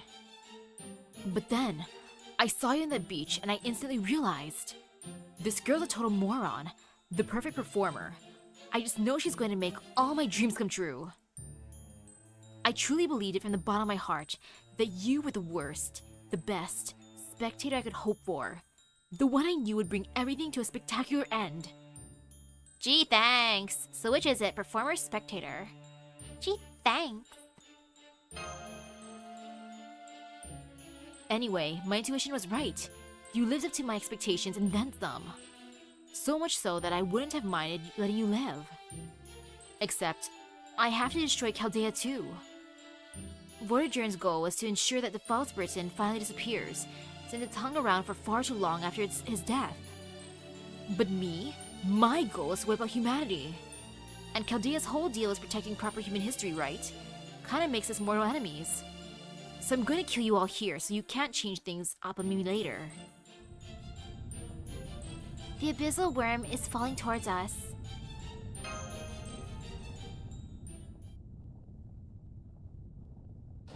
It'd be tempting to use Oberon against Oberon, just like how it's funny to use Domon against Domon. What the hell? I can't put any distance between us, and that no matter how hard I push it. Captain, Da Vinci, Holmes. Hell, I'll even take Chubby. Hurry up and get Misaki and Match back inside. Oh crap, we're not gonna make it. The collapse is coming straight for us. We can't get away. It's gonna swallow us whole. Damn it, now our sensors have stopped working too. I can't tell what's going on outside anymore. Hell, it's so dark in here, I can't even tell what's going on inside either. There's no sound or light anywhere. What do we do, Captain? What can we possibly do against... Lock the deck's gravity, point the bow straight up, and set the engines to the second stage. If the thing's trying to make us fall in, we just have to rise away from it. Even if we're in total darkness, even if we're inside an endless hollow, I'm not giving up until our engines do. All hands, maintain battle stations. The creature causing this collapse may still be out there, but so are Misaki and Mash. And knowing those two, they'll find a way out of this. Just survive in the belly of the beast. It doesn't have teeth, so it shouldn't be too scary. And it looks pretty hollow, so I don't think there's going to be lots of stomach acid. Should be fine. Maybe. Kind of, sort of. When I was born, I couldn't even breathe. Not so much as a single toe was truly alive. I was a rotten mass of fluid inside a chrysalis. Under the circumstances,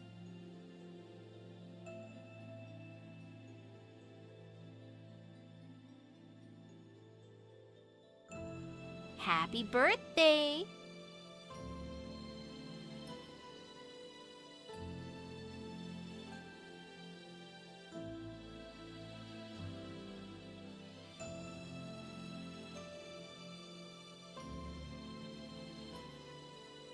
Can you imagine how I felt when I woke up to the morning sun's rays? I was in the autumn woods at the outskirts of Fairy Britain. The autumn woods, full of fairies who had been bullied, persecuted, and had nowhere else to go. Also, I should have said this before I clicked, but... was that the same image as the last time? Since... I did see that he did have his dragonfly wings there. Did he have dragonfly wings in the other image too? Or did he have his butterfly wings? I gotta look at that later. The autumn woods, full of fairies who had been bullied, persecuted, and had nowhere else to go. The only thing to do there was die. It was there among those who didn't belong anywhere else. Among those who were hated and forgotten and now had nothing left to do but die. Then my chrysalis suddenly appeared. My chrysalis looked just like a fairy, but it wasn't. It was a device Britain itself created to bring about its own end. I can't believe this timeline is still hanging on more than 10,000 years after it died. Sick. It's sick. I hate everything that lives on this damn island. I just want to erase it all from existence. That's all I am, a single insect born from this island's own excretory hatred of living creatures.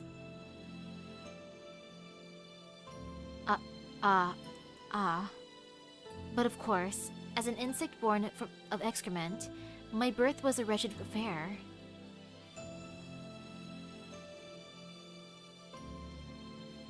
My chrysalis appeared both pitiful and beautiful, so the fairies must have thought I was their king. Cause yeah, you can see that he has his transparent wings, so it'd be more like the dragonfly wings. Okay, so it is the same. Okay. They gathered around it and watched over my chrysalis until it stood up on its own.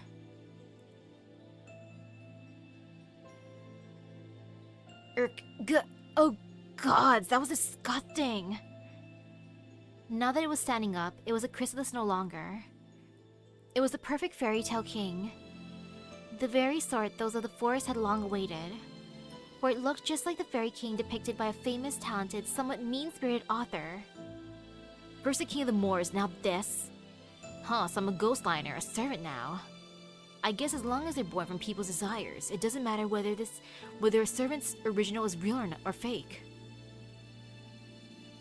It turned out a fairy named Oberon existed in both proper human history and fairy Britain. But this Oberon pretending to be a king was a creature composed entirely of lies. Everything he said was untrue thanks to the underlying premise that it was all just part of a single night's revelry. Wow, this is amazing! Everything I say or do ultimately becomes twisted. I love you became I don't love you. I don't love you became I don't even care about you. Wow. So basically he's forced to become like a tsundere. I don't love you. I don't even care about you. That was just who Oberon was. And given his nature as a heroic spirit, there was nothing he could do about it. Oh well, that's fine. I was already planning on lying through my teeth all the time anyway. That aside, this is all because Britain gets flotsam floating in from the outside. For someone who's supposed to hate proper human history so much, Morgan really seems to have a paradoxical and unhealthy love for it. And so, the Fairy King was born. As luck would have it, it was right when the Child of Prophecies poem was becoming the hottest topic in fairy society. The king already knew a good deal about proper human history, but this time, he made sure to do his homework extra thoroughly. He knew the story of King Arthur, whom Morgan was wary of. So he decides he would make use of the Fairy of Paradise, the Avalon the Fae, who appeared somewhere in Britain.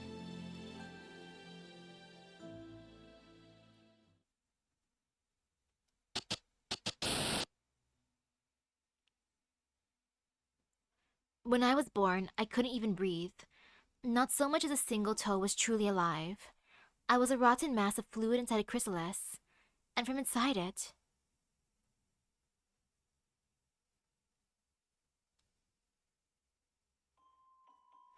all I could see was wriggling insects like a sea of living rubbish.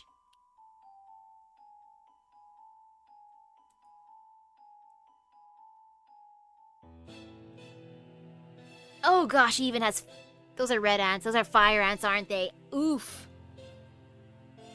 I hate being bitten by those. Those hurt. Oberon was born from Britain's death throes. Oberon didn't love any of the island's creatures. His only thought upon being informed of his duty to destroy Fairy Britain in accordance with the island's own wishes was...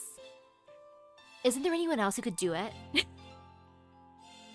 I like that response, like, what? You want me to do that? Is there anyone else who could do it? I don't wanna. Oh well, now that I've been born, I guess I have no choice. Damn it, my body still won't move. Every breath I take feels like it's going to kill me. Just moving my toes makes me feel like I'm going to jump out of my skin. And the worst part is... just being alive makes me sick. As a chrysalis, Oberon could not close his eyes. And that is why he could not look away from them. Wriggling. For over half a year, all Oberon could do was stare as they wriggled away in front of him.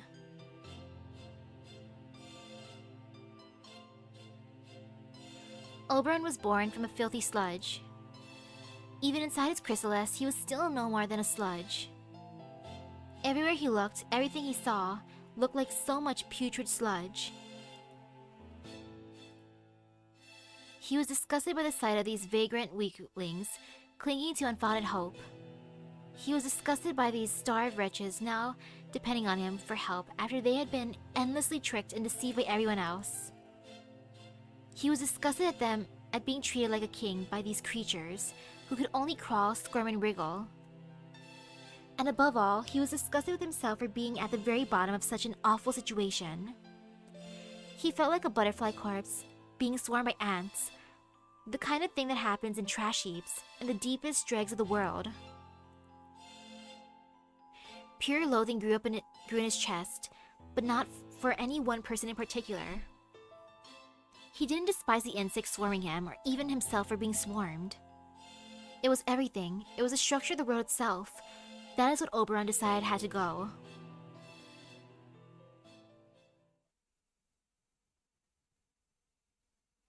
But never mind his backstory now. Hang in there, Misaki. You're almost at the end. Oh, really now? You've still got to turn things around spectacularly at the very last moment, don't you? Sure I do.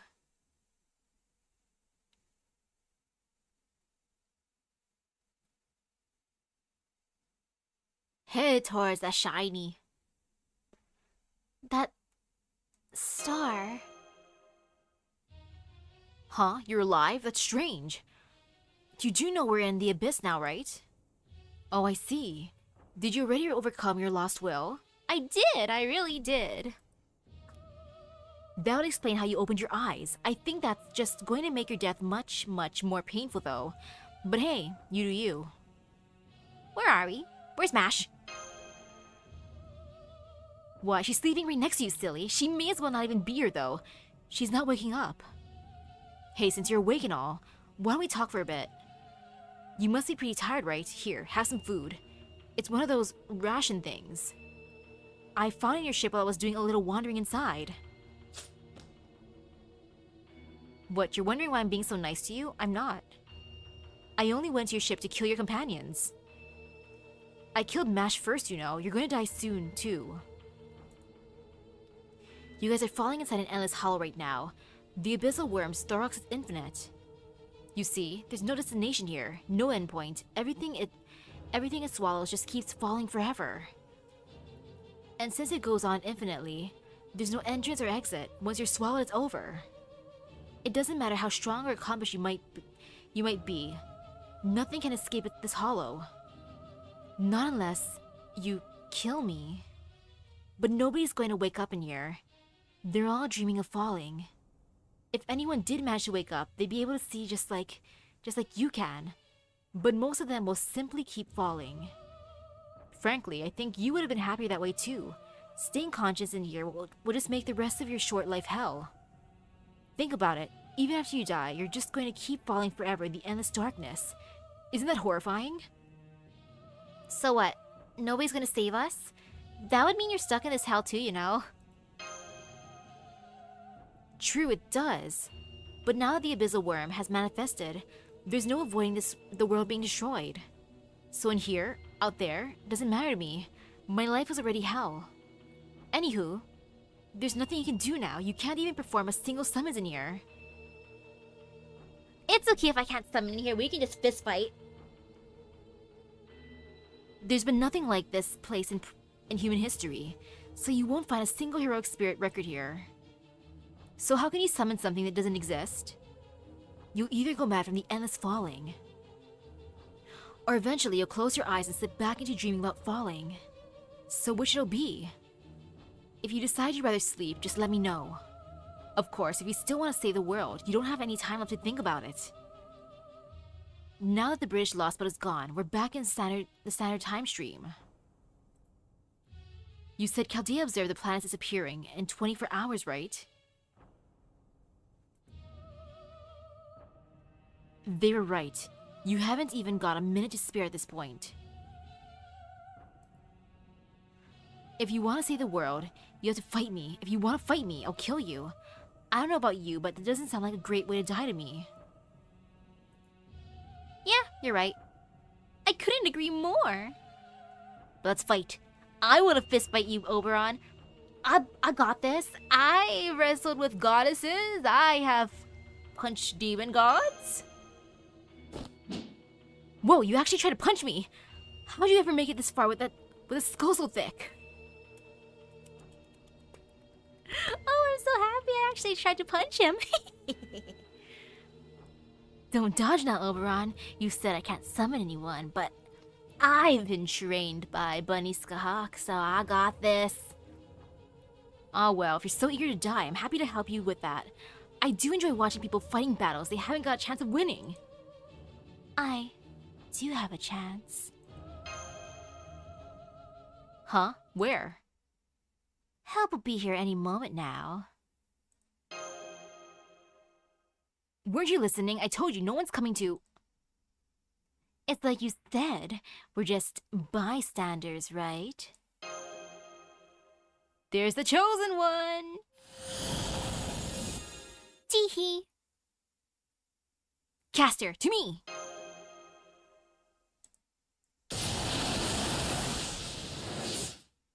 You. No, this, it can't be. But it can.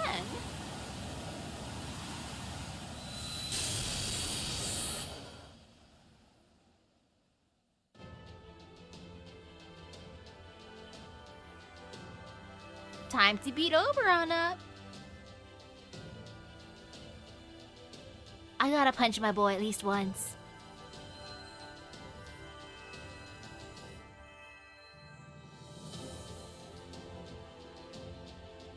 Oh, look at her. She's been ascended.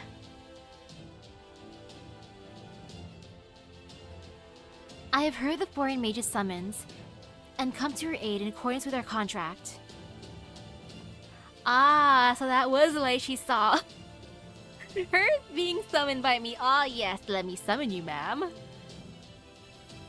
If this battle is not to punish Britain, but to save the world, then I will cross even the ends of time to deliver this sword into your hands.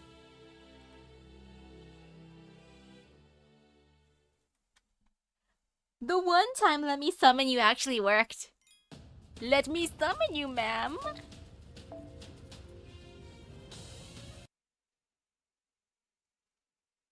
How bad can this fight be? I heard the ringing of a bell. Not the coercive bell I've heard countless times before, but a kind, familiar bell that called to you, that believed in you. This is the storm I was always running in. A maelstrom of wickedness, a crucible of hearts laid bare. A storm of dark, cold, ear-splitting voices no different from a drainage ditch. No. Make it stop. I don't know how many times I thought I couldn't go on, or wished for death to free me. The only reason I was able to keep running without losing my way was because that light was there. The pale blue light of a tiny, far-off star, shining somewhere beyond the storm. Huff. When I fell, I picked myself up even as I cried. When I was exhausted, I turned my head skyward. No matter when I looked, the star was always there, shining in the distance. A flicker of virtue among a sea of ice. A bright future awaiting me. There's no way that could possibly be true. No, even if it was, it doesn't matter. For you, that star is just a bright light. That was all it had to be to become your goal. Knowing someone else was out there somewhere looking at the same star was the only thing that gave you hope. It was the one thing that never changed, no matter how the storm raged. Right, that's right. That's all I had keeping me going. I was terrified of most things I didn't dare to trust, but that star's light always encouraged me. You and that star may not have any connection. That star may never point your way or come down from the heavens to help you, but... yeah, I don't care about Britain or about the future. But as long as that star is shining, I'll never give up. No matter how much the world shook with storms, or how much more time was spent suffering than at peace. That light has always watched over you ever since you were a child. It's the one thing in the storm that always shone bright. You didn't do this for society, or for peace, or even for yourself. The little star's light never lost its brilliance. It's the one thing I don't want to betray.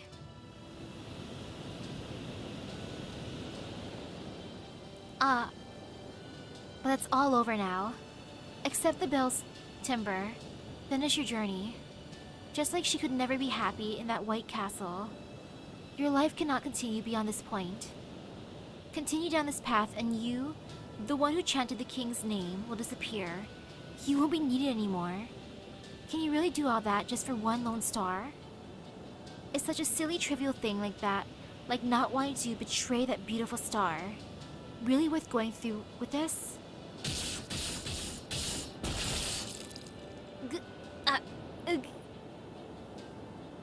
I hear voices cursing me for bringing about Britain's end. Voices who loathe me for fulfilling my duty from paradise. Thousands, tens of thousands of voices decrying me. Millions of voices blaming me. This is vice. The fact is, there's no such thing as a star shining in a storm. That's why I can't save anyone besides myself. Not with a reason like that.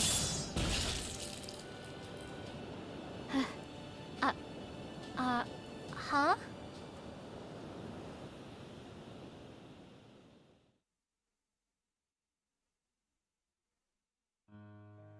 Who's there?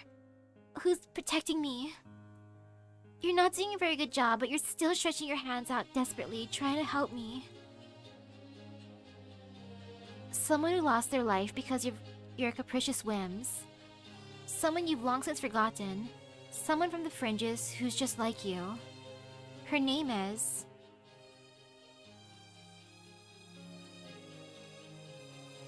I see. I guess not having a name really is a terrible thing. In that case, what about this? I just came up with the idea now, but... Please, use my name. Artoria Castor. You can go by Artoria or Castor. Or by both if you prefer. It's not like I'm gonna use it anymore anyway, so go ahead and shout it to the world for all I care. Thank you. I promise, I'll always treasure it. And not just this name. I'll always treasure your heart too. Eh?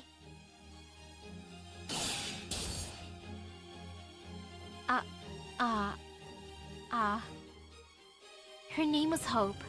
She had found that star's light right at the very end. She had grown exhausted from always lifting everyone's spirits, but she still never forgot how to smile. She's been protecting me all along. All because of that one impulsive act. Aww, so it was her. Even now, she still believes in me. And all because of that silly, insignificant act. It wasn't anything special or even noble. To any outside observer, it probably seems absolutely silly, but... No. Thank you for treasuring it. That's right. I don't have any amazing reasons either. I'm no different from her after all. I have nothing to be proud of, no actual skills worthy of praise. I don't think I'll ever find a reason others would envy for as long as I live. But even so, who cares? This is all the reason I need. I just don't want to betray that star. I just don't want to abandon these feelings.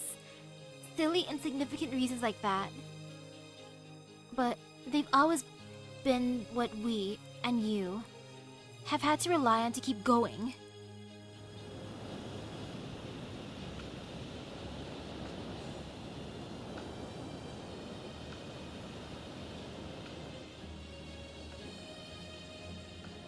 Even if you have to grin and bear it, even if it's just for your own satisfaction, even if you lack confidence and never figure out the answer, even if it's a reason anyone would think is silly, insignificant, it's the only thing I believe in. It's the only thing I can believe in. The only thing keeping me going even now.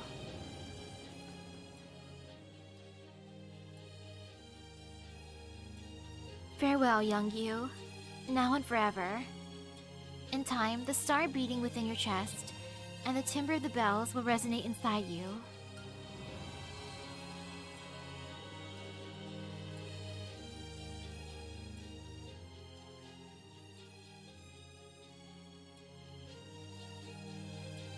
I have heard the foreign mage's summons and have come to aid in accordance with our contract. If this battle was not to punish Britain, but to save the world, then I will cross even the ends of time to deliver this sword into your hands. Are you freaking kidding me? I mean, I know I said this is what you should be doing. He's like, no, you took my advice literally. Gosh darn it. But did you seriously have to become a heroic spirit as an Avalon Fae? I can't believe it. Just how much of a knight are you? Still, showing up now is a little pathetic, don't you think? I mean, you've already had your dramatic exit. I don't know if that's your future form, or if you've become some kind of special guardian. Well, Oberon, you also had your dramatic exit and you still returned too. Britain's gone though, you lost. Your part in this play is long since over. Performers like you who can't cut the first time around, have no business returning to the stage. That's true. There isn't anything here for me to protect anymore. Nonetheless, Fairy King Oberon, he who desired Britain's destruction. I agree that it is painful to witness a dead world being artificially kept alive. You were right to bring this one to an end. I know, right? But you were wrong to try to end others that had nothing to do with it. Even if these fairies are beyond salvation and our future was devoid of hope, that doesn't give you the right to rob others of their present when the future still lies ahead. That is an act of cowardice far more painful to witness than merely trying to escape destruction. Isn't that right, Oberon? Your actions have been dreadfully earnest and, quite frankly, pathetic. She told him off twice over. Damn, this Artoria doesn't hold back. Where am I? What have I been... Oh? This is a surprise. Mash! You're awake, thank goodness! Mash! Yes, I was having a very strange dream. It's hard to describe, but it felt like I was falling endlessly. Huh? Senpai, Artoria? Oh great, now even Mash is awake. Must be Artoria's doing. Guess this means the ones in the command room will be waking up too then. Fantastic. Mash, Misaki. Misaki will fill you in later. Right now, we need your help. We're going to destroy the abyssal worm here at its source before it can spread beyond Britain. Right, leave it to me. Ugh. You're still just as quick to change gears as ever. Well, whatever, it's fine. You Chaldeans do still love defeating your enemies, so if that's how you want to play, I'm game. I was just getting tired of the chatter anyway. I've already told you enough about what I am. If we were in a play, this would be the grand finale. Shame nobody's around to watch it. Oh well. I'll just content myself with knowing it's a third-rate production no one would want to see anyway. Come on then, Misaki. Your prize summon should work just fine now. Show me how proud you are in a fight for humanity. Gladly. First, I want to ask you one last time. What? Why are you doing this? Why? To wipe everything clean, that's all. I was sure I'd already said as much. Humans and fairies alike disgust me more than I can say. That's why I'm getting rid of it all. And I used all you to do it. What, did you think this is supposed to be some kind of fun trip? If so, that's a damn tragedy. Everything I say is a lie. You shouldn't believe any of it. Peace in Britain, Artoria's mission. I didn't care about any of it. I'm sure you didn't, but even so. What about your own star, Titania?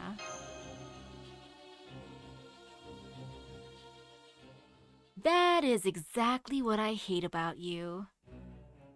Bringing about the collapse, erasing the twilight, it's all just a summer night's dream. My name is Oberon, Oberon Voyageurn. I am the death waiting in opposition to all of you. I am a threat to all humanity. I'm not like the beasts, I don't love anything. I'll prove that to you in this battle. Now, lift the curtain on this tragedy. This is where your pilgrimage comes to an end.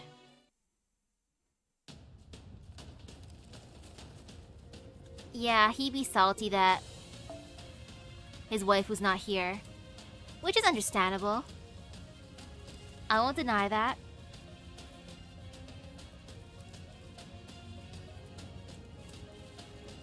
Yeah, might as well just use her at this point. Boop. I don't feel too much worry. This fight ain't that scary right now. I'm pretty much gonna use the people I already used. And I have a bunch of stones. I can just throw them at him. So I'm just gonna bonk him. Yeah, let's just bonk him real good. With no fear. There's no fear at all. There ain't no fear here.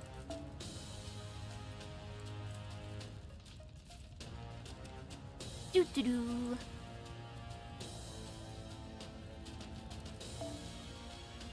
And partially into this, or when I start the fight, I gotta go out and say hi to Uncle. He's here already. I can hear chatter in the living room.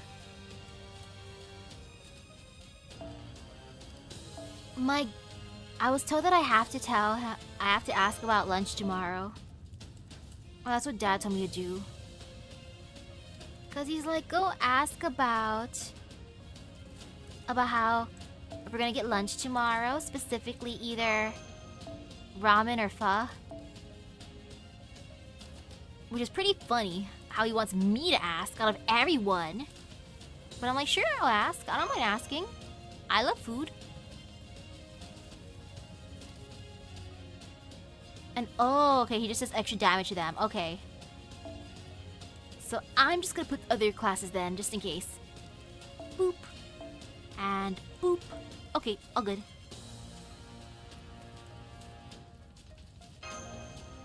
No, I couldn't get that final Craftison's drop. It's okay. Luck wasn't on my side for that. But maybe for this event. For the current event. To be specific. Tunguska. Abyssal Worm. Oberon.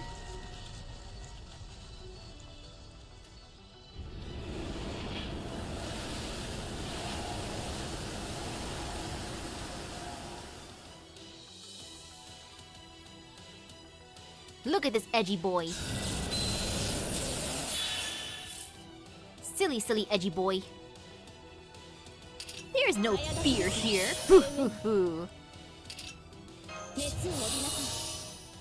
Yeah, we have nothing to fear against an edgy boy like him.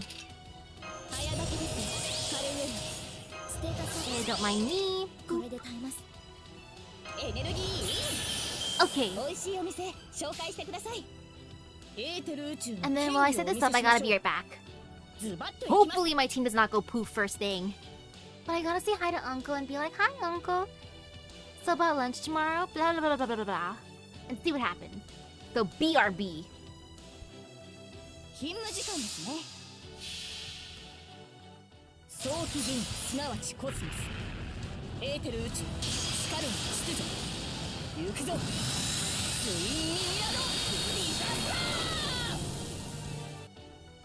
ポーン。ダブル。来い、アーバロン。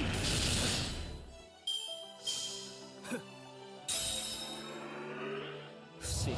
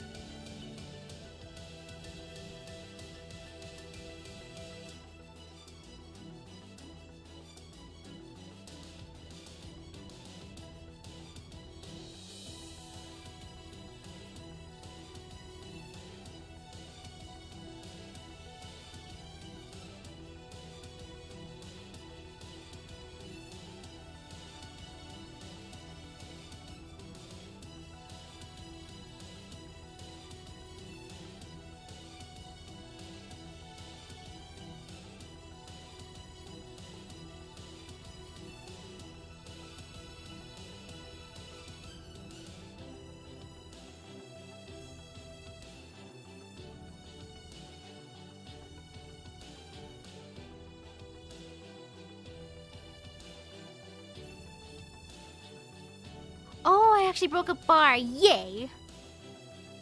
But yo, Uncle brought some good stuff. Okay, Dad made some delicious things too. He made some kimchi fried rice, and I'm kind of into that. And Uncle brought over dim sum. Not gonna lie, I'm kind of tempted. I still want to finish this, or not event, this. I want to finish Avalon tonight for sure. But I'm gonna just, like, take a quick break. So what I'm gonna do is make another waiting room because I don't know. I think I'll be able to take like maybe 20 minutes because I want to eat the dim sum. He brought the good stuff. He brought shrimp. He brought pork. He also brought taro. Yeah, there's some shumai. I'll share. And I want to eat that. Like, Uncle, thank you. But oh my goodness, the temptation is real. So yeah, I'll set up another another stream for like, let's see. I'll give myself like half an hour. I can eat within that time. Because I really want that. I'm not going to deny my temptations. But yeah, I'm finishing this Lostbelt for sure tonight. I will do the thing. But yeah, I'm gonna like BRB. So I'm going to end the stream for now and then restart it in like half an hour. And I'm definitely finishing it tonight though. That is the goal. But yeah, I need me some dim sum now, so thank you guys for stopping by the stream. I'll be back in like half an hour for sure, and then finishing this tonight. And then tomorrow is the start of Tunguska at Wondu. I have to reach my goal for the night. If I don't, then I'll be sad. But yeah, I need them dim sums. So I'll see you guys in a bit. Bye bye. For now. Oh, I am so excited. I hope it's all as tasty as it looks. But now I believe.